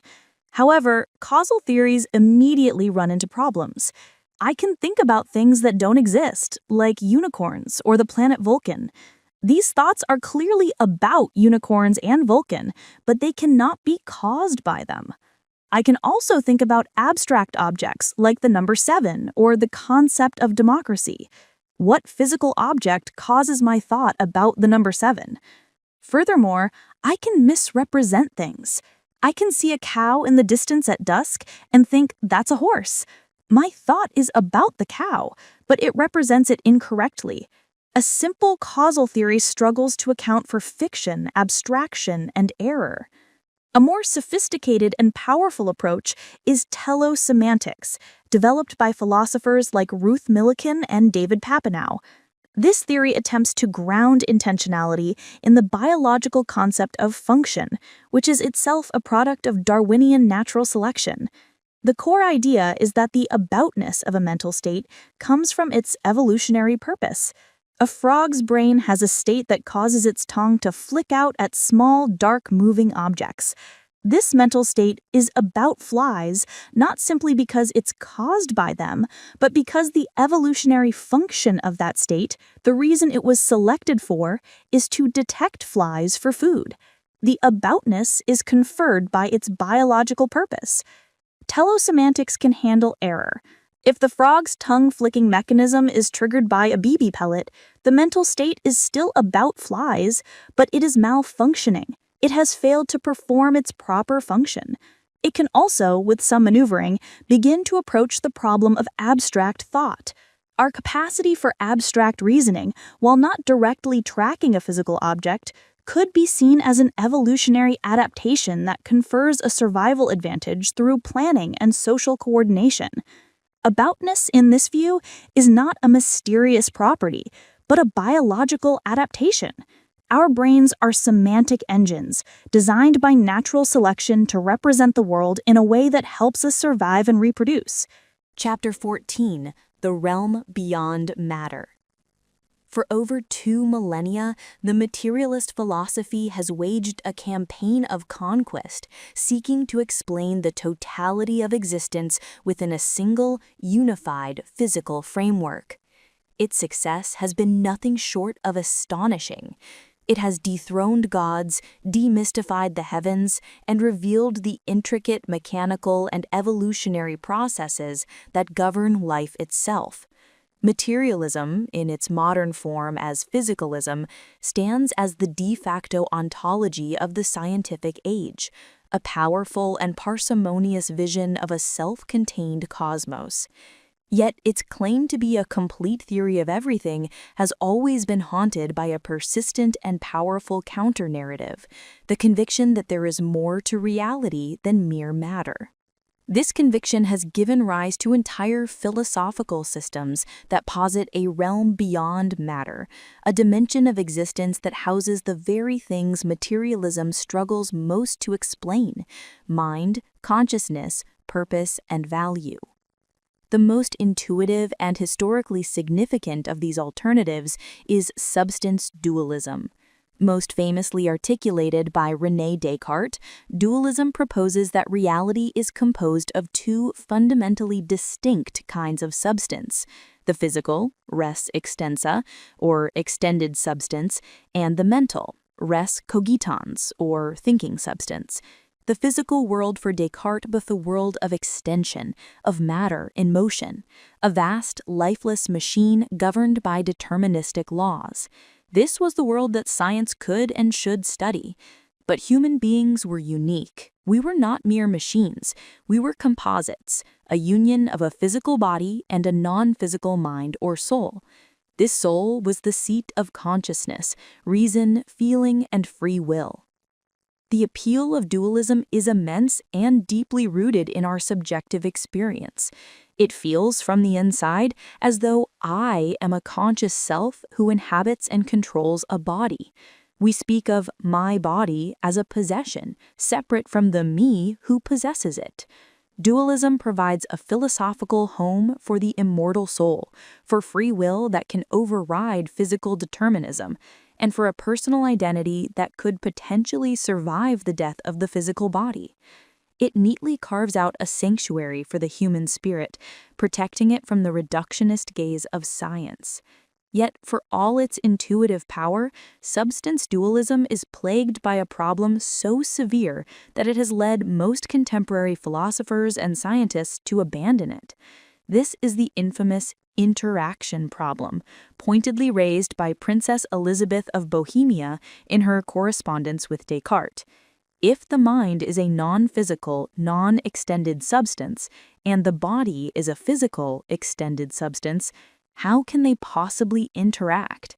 How can a non-physical desire or intention cause physical neurons to fire and muscles to contract? By what mechanism does an unextended ghost pull the levers of the bodily machine? Such an interaction would seem to require the violation of fundamental physical laws, such as the conservation of energy and momentum. If a non-physical mind could inject energy into the closed system of the physical world, the entire edifice of physics would crumble. The silence of Descartes and his followers on this crucial question has echoed through the centuries, leaving substance dualism looking less like a solution and more like the postulation of a miracle. At the opposite pole from materialism is idealism, a philosophy so radical that it makes dualism look modest. Where materialism claims that everything is matter, idealism claims that everything is mind. The fundamental reality for the idealist is not the physical world, but consciousness itself. The external world of tables, chairs, mountains, and stars does not exist independently of mind. As Bishop George Berkeley famously put it, esse est percipi. To be is to be perceived. The physical world is, in essence, a collection of ideas or perceptions within a mind or minds. The universe is more like a grand, coherent dream than a vast, empty machine. For Berkeley, the stability and objectivity of the world were guaranteed because it was constantly being perceived by the ultimate mind of God. Idealism offers a breathtakingly elegant solution to the mind-body problem. There is no body, only mind. The hard problem of consciousness dissolves because consciousness is not an emergent property to be explained. It is the fundamental ground of being from which everything else is constructed. While this view may seem absurdly counterintuitive to the modern mind, it holds a powerful logical appeal. After all, our only access to the external world is through our own consciousness. We never experience matter directly. We only ever experience our perceptions of matter, the colors, sounds, textures, and smells that appear in our awareness. The idealist simply takes the logical step of saying that these perceptions are all there is. However, idealism struggles to account for the very thing materialism explains so well, the apparent objectivity, regularity, and lawfulness of the physical world. Why does the world seem to exist when no human is perceiving it? Why does it obey precise mathematical laws discovered by science? Berkeley's appeal to the mind of God seems like a deus ex machina, and secular versions of idealism struggle to explain the shared intersubjective nature of reality. Idealism buys a solution to the problem of mind at the cost of making the physical world a deep and intractable mystery. Between these two extremes lies a more modern and scientifically respectable alternative, property dualism. Championed by philosophers like David Chalmers, this view agrees with the materialist that there is only one kind of substance, physical substance. The brain is a physical object, and there is no separate soul. However, property dualism asserts that this physical substance can possess two irreducibly different kinds of properties: physical properties like mass, charge, and neural firing rates, and mental or phenomenal properties like the feeling of pain or the experience of seeing red. Consciousness is a real, fundamental, non-physical property of certain complex physical systems, like the brain. This position neatly sidesteps the problem of substance dualism. There is no ghostly soul to interact with the body. It also accepts the physicalist picture of the brain as the substrate of the mind. Yet it insists that consciousness is not itself a physical property. It is a further fact about the world that emerges from the brain, but cannot be reduced to the brain's physical characteristics. This view captures the central intuition behind the hard problem, that phenomenal experience is something over and above the physical facts. But property dualism faces its own version of the interaction problem. If these non-physical mental properties have any causal effect on the physical world, if my feeling of pain causes me to shout "ouch," then we are back to the problem of non-physical causation violating the causal closure of the physical world. The alternative is epiphenomenalism, the view that mental properties are causally inert byproducts, like the steam from a locomotive. The conscious experience of pain doesn't cause anything. It is simply a side effect of the neural processes that do cause the shouting. This saves the integrity of physics, but at a high price. It renders our conscious life a useless, impotent spectator, contrary to our powerful intuition that our thoughts and feelings are what drive our actions. Each of these philosophies carves out a realm beyond matter, a space for the mind that materialism seems to deny. Each, in its own way, attempts to honor the reality of our subjective lives. But each faces profound challenges of its own, generating problems of interaction, intelligibility, or causal relevance.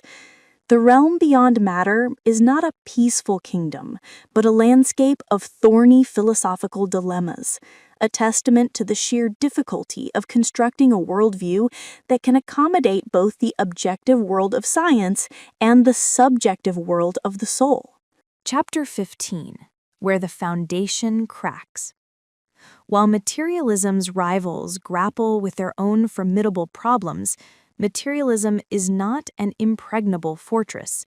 Its foundation, which appears so solid from a distance, reveals deep and unsettling cracks upon closer inspection. These are not attacks from outside philosophies, but internal puzzles, anomalies that arise from within the materialist framework itself. They are phenomena that materialism, by its own standards of explanatory completeness, ought to be able to account for, but which remains stubbornly resistant to its reductive methods.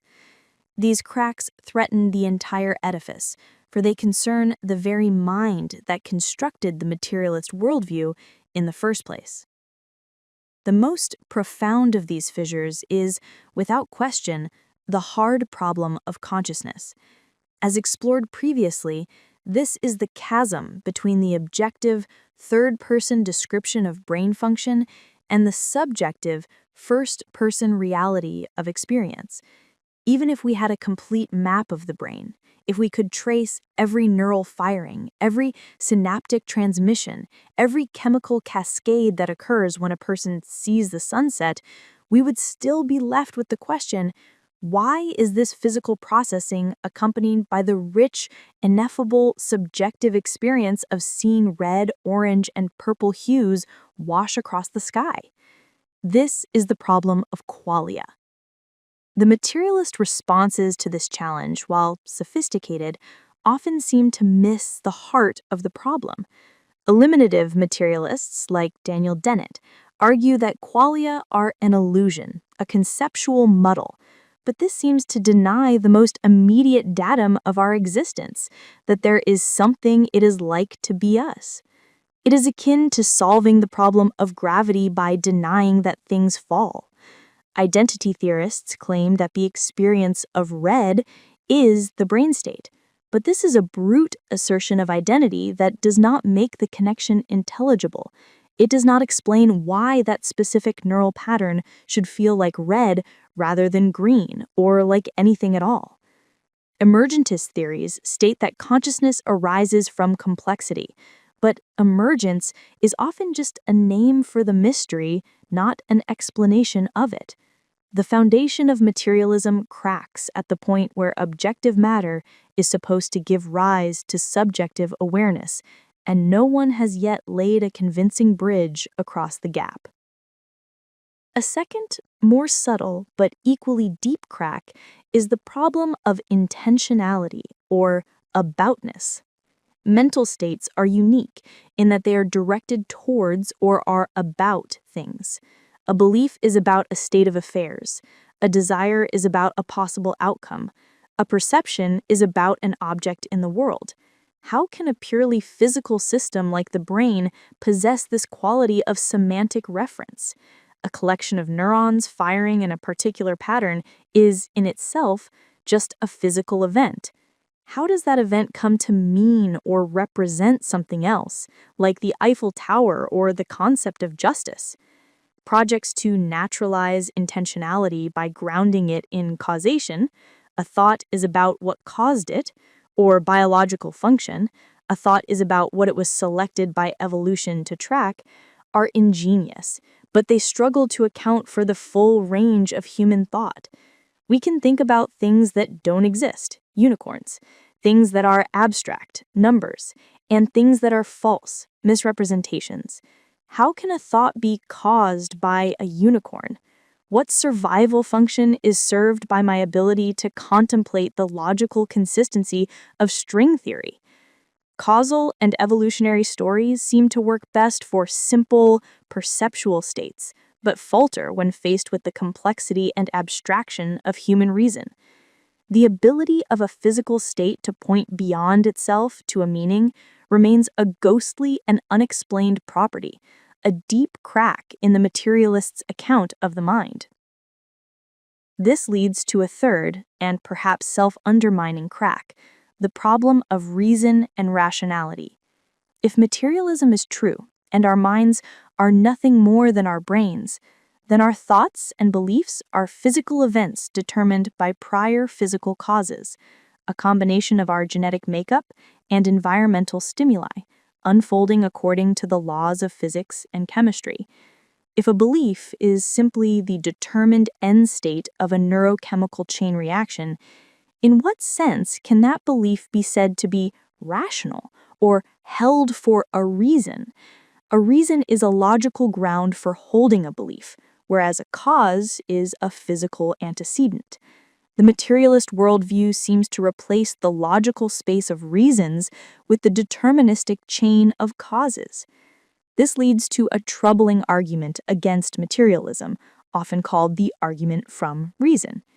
If my belief in materialism is itself just the non-rational, determined outcome of my brain chemistry, then I have no good reason to suppose that it is true. I am determined to believe it, just as a computer is determined to display a certain output. But this undermines its claim to be a rational position.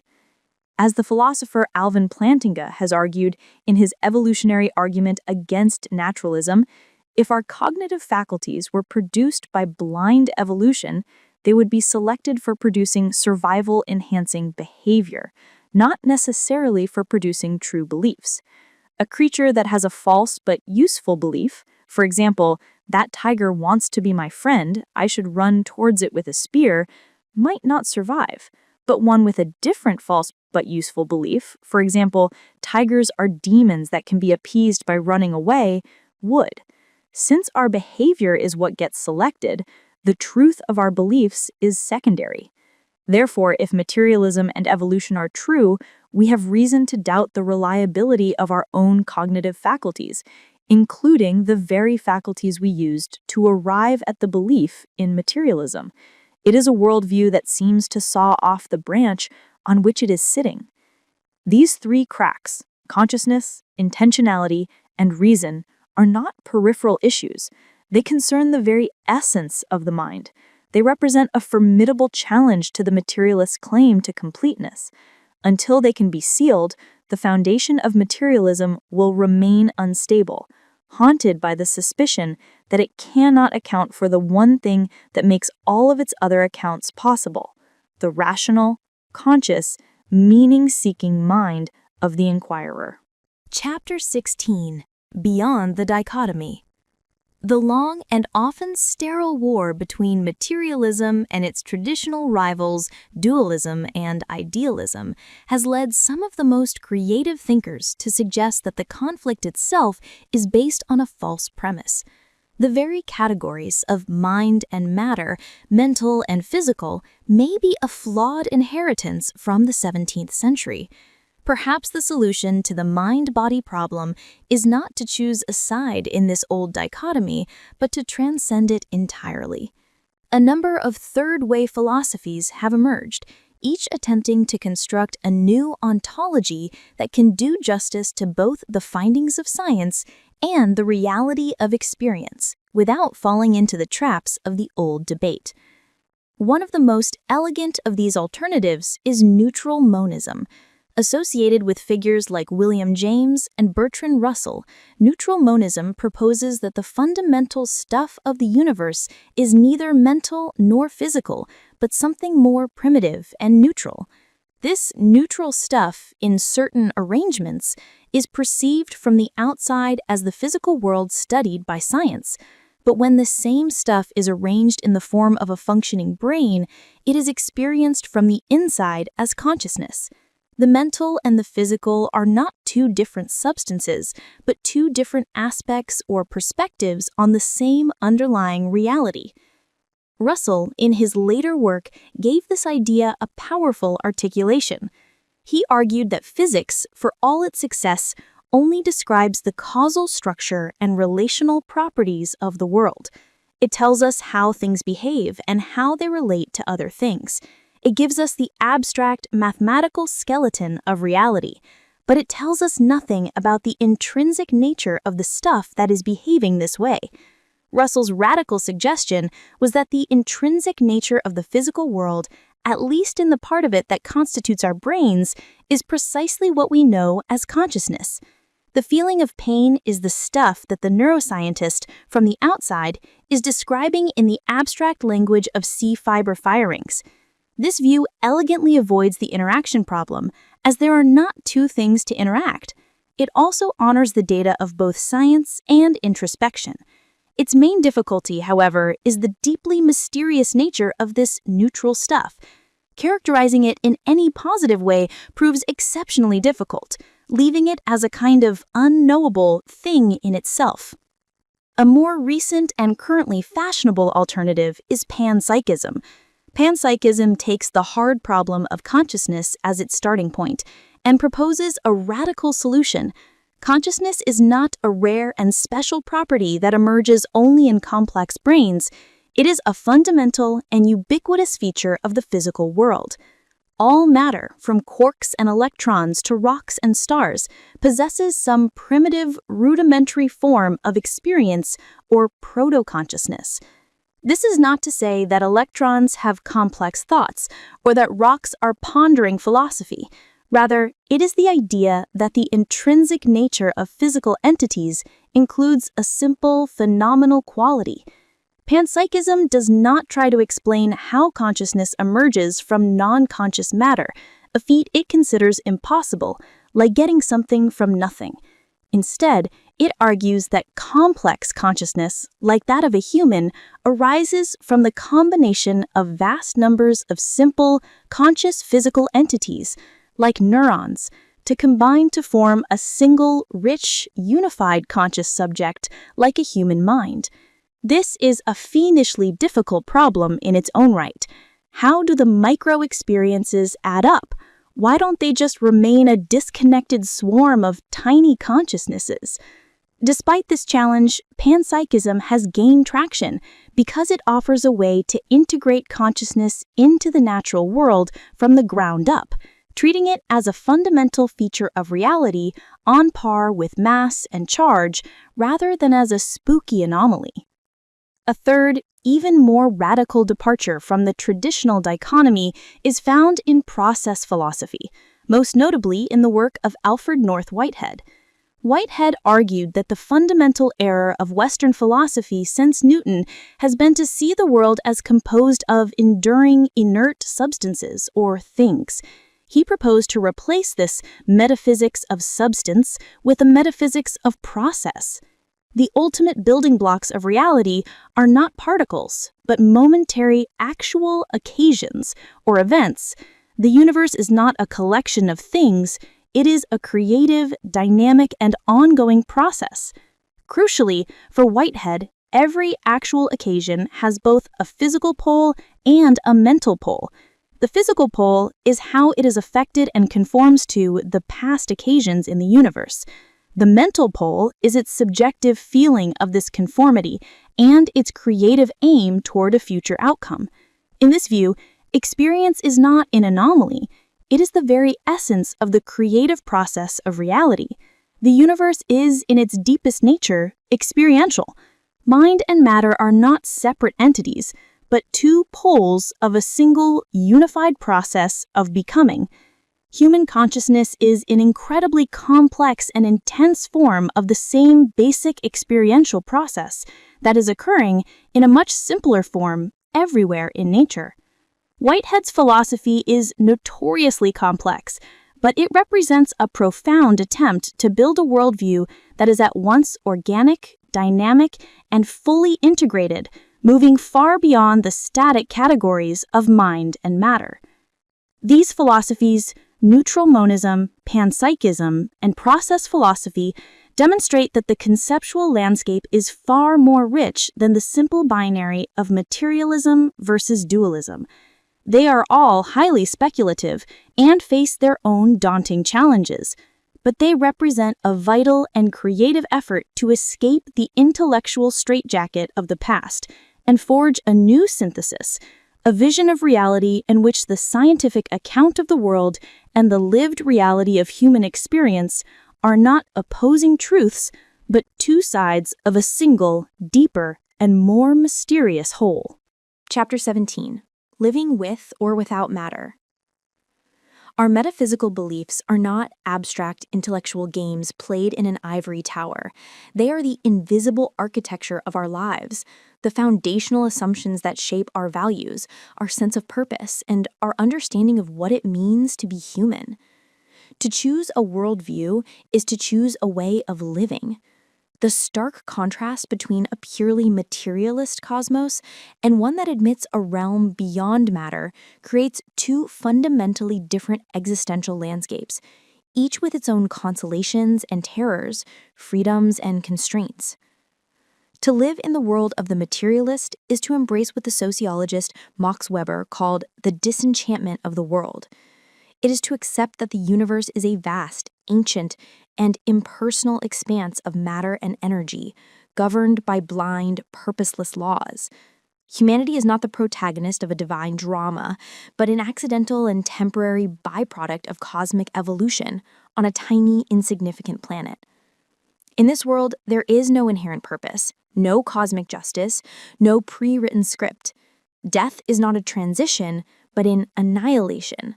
the final and absolute extinction of the individual consciousness. This vision can be a source of profound nihilistic despair. If nothing matters in the grand scheme of things, why should anything matter at all?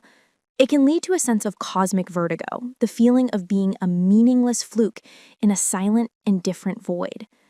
However, for many, this same vision is a source of profound liberation. If there is no preordained purpose, then we are radically free to create our own. As the existentialists like Jean-Paul Sartre argued, our existence precedes our essence. We are thrown into the world without a given nature, and we must define ourselves through our choices and actions. Meaning is not something to be discovered in the cosmos, but something to be forged by human beings. Morality in a materialist world cannot be grounded in divine commands or transcendent forms. It must be a human construction. Its foundations are found in our shared evolutionary heritage, the biological roots of empathy and altruism, and in the rational understanding that cooperation, justice, and compassion are necessary for a stable and flourishing society. Ethics becomes a pragmatic project of maximizing well-being and minimizing suffering in the one life we know we have. This can lead to a powerful humanism, a deep sense of responsibility for one another and for the future of our planet. The challenge, however, is whether such a constructed morality can have the same binding force as one grounded in the absolute, and whether it can avoid collapsing into a form of cultural relativism. Perhaps the most fraught implication of materialism concerns free will. If the mind is the brain, and the brain is a physical system subject to deterministic laws, it seems our choices are as determined as the path of a falling stone. The feeling of being a free agent who deliberates and chooses is, for the hard determinist, an illusion. This conclusion clashes violently with our most basic sense of self and our entire systems of law and personal responsibility. While compatibilists like Daniel Dennett argue that a meaningful form of freedom is compatible with determinism, the tension between the scientific picture of a determined brain and the lived experience of free choice remains a deep and unresolved source of existential anxiety for the materialist. To live in a world that admits a realm beyond matter is to inhabit an enchanted cosmos. It is to believe that the universe is not a blind machine, but a place imbued with meaning, purpose, and intelligence. Our lives are part of a larger story, a cosmic journey with a final destination. This can provide an immense source of comfort, hope, and resilience in the face of suffering and injustice. The belief in an immortal soul and an afterlife directly addresses the terror of death and promises a final reckoning where the scales of justice will be balanced. Morality in this worldview is not human invention, but a discovery. Moral laws are objective realities grounded in the will of God, the law of karma, or a transcendent realm of values. This provides a firm and absolute foundation for ethics, offering clear guidance and a powerful motivation to act righteously. The risk, of course, is that this can lead to dogmatism, intolerance, and a refusal to question received moral traditions, as they are seen as infallible. Meaning is not created, but found. Our purpose is given to us by a higher power or by our place in the cosmic order. This can relieve the existential burden of creating meaning from scratch and provide a powerful sense of direction and belonging. The danger is that it can also stifle individual freedom and critical thought, encouraging a passive acceptance of one's designated role rather than an active striving for self-definition. Living with or without matter presents a fundamental choice in the human condition. The materialist world offers freedom, responsibility, and a stark, clear-eyed humanism, but at the cost of cosmic significance and the consolations of transcendence. The world beyond matter offers purpose, objective morality, and the hope of eternity, but often at the cost of intellectual dogmatism and a diminished sense of individual autonomy. The choice is not merely about the composition of the universe, but about the very meaning of a human life. Chapter 18. The Unresolved Question. Our long journey through the evolution, challenges, and implications of materialism has brought us not to a final destination, but to the edge of a profound and enduring mystery. The story of materialism is the story of a powerful, relentlessly expanding idea that has transformed our world. And yet, its very success has led it to a final frontier, the nature of the mind, where its most powerful tools seem to fail and its foundational claims begin to waver.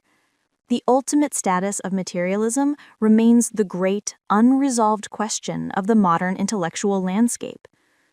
We must, in all honesty, acknowledge the spectacular success of the materialist project. As a methodological principle, the commitment to seek natural explanations for natural phenomena, methodological naturalism, it is the undisputed engine of scientific progress. We do not appeal to spirits to explain weather patterns, to vital forces to explain biology, or to divine intervention to explain cosmology. By treating the universe as a closed, law-governed physical system, science has given us an unprecedented understanding of and power over the world. Materialism is, without a doubt, the most successful explanatory program in the history of human thought. This success is not something that can be lightly dismissed. It grants materialism the status of the default hypothesis, the reigning paradigm to be challenged. Yet, as we have seen, the paradigm is under strain. The persistent anomalies of consciousness, intentionality, and reason are not minor, peripheral puzzles. They are gaping holes in the center of the materialist tapestry. The hard problem is not just hard, it strikes many as being qualitatively different from any other scientific problem. It is a problem that pits the objective, third-person methodology of science against the irreducible, subjective, first-person nature of the very thing it is trying to explain. For a worldview whose entire history is one of objective explanation, this is a crisis. The materialist is left in the uncomfortable position of either denying the primary data of subjectivity, as the eliminativist does, or making a promissory note, a declaration of faith that future neuroscience will somehow, in a way no one can yet imagine, bridge the explanatory gap. This raises a provocative question. Is ontological materialism, the metaphysical belief that everything is physical, itself an act of faith? Given the current state of our knowledge, believing that the physical brain alone can account for subjective experience is a leap beyond the evidence. It is a bet on the future of science, a belief that the current cracks in the foundation will be sealed. But it is equally an act of faith to posit a realm beyond matter. Dualism, idealism, and panpsychism are metaphysical hypotheses that go far beyond what can be scientifically proven. We seem to be at an impasse where any comprehensive worldview requires a step beyond the strictly empirical. The unresolved question forces a degree of humility upon all sides. Perhaps the most intellectually honest position in the face of this impasse is to draw a distinction between materialism as a working method and materialism as a final metaphysics.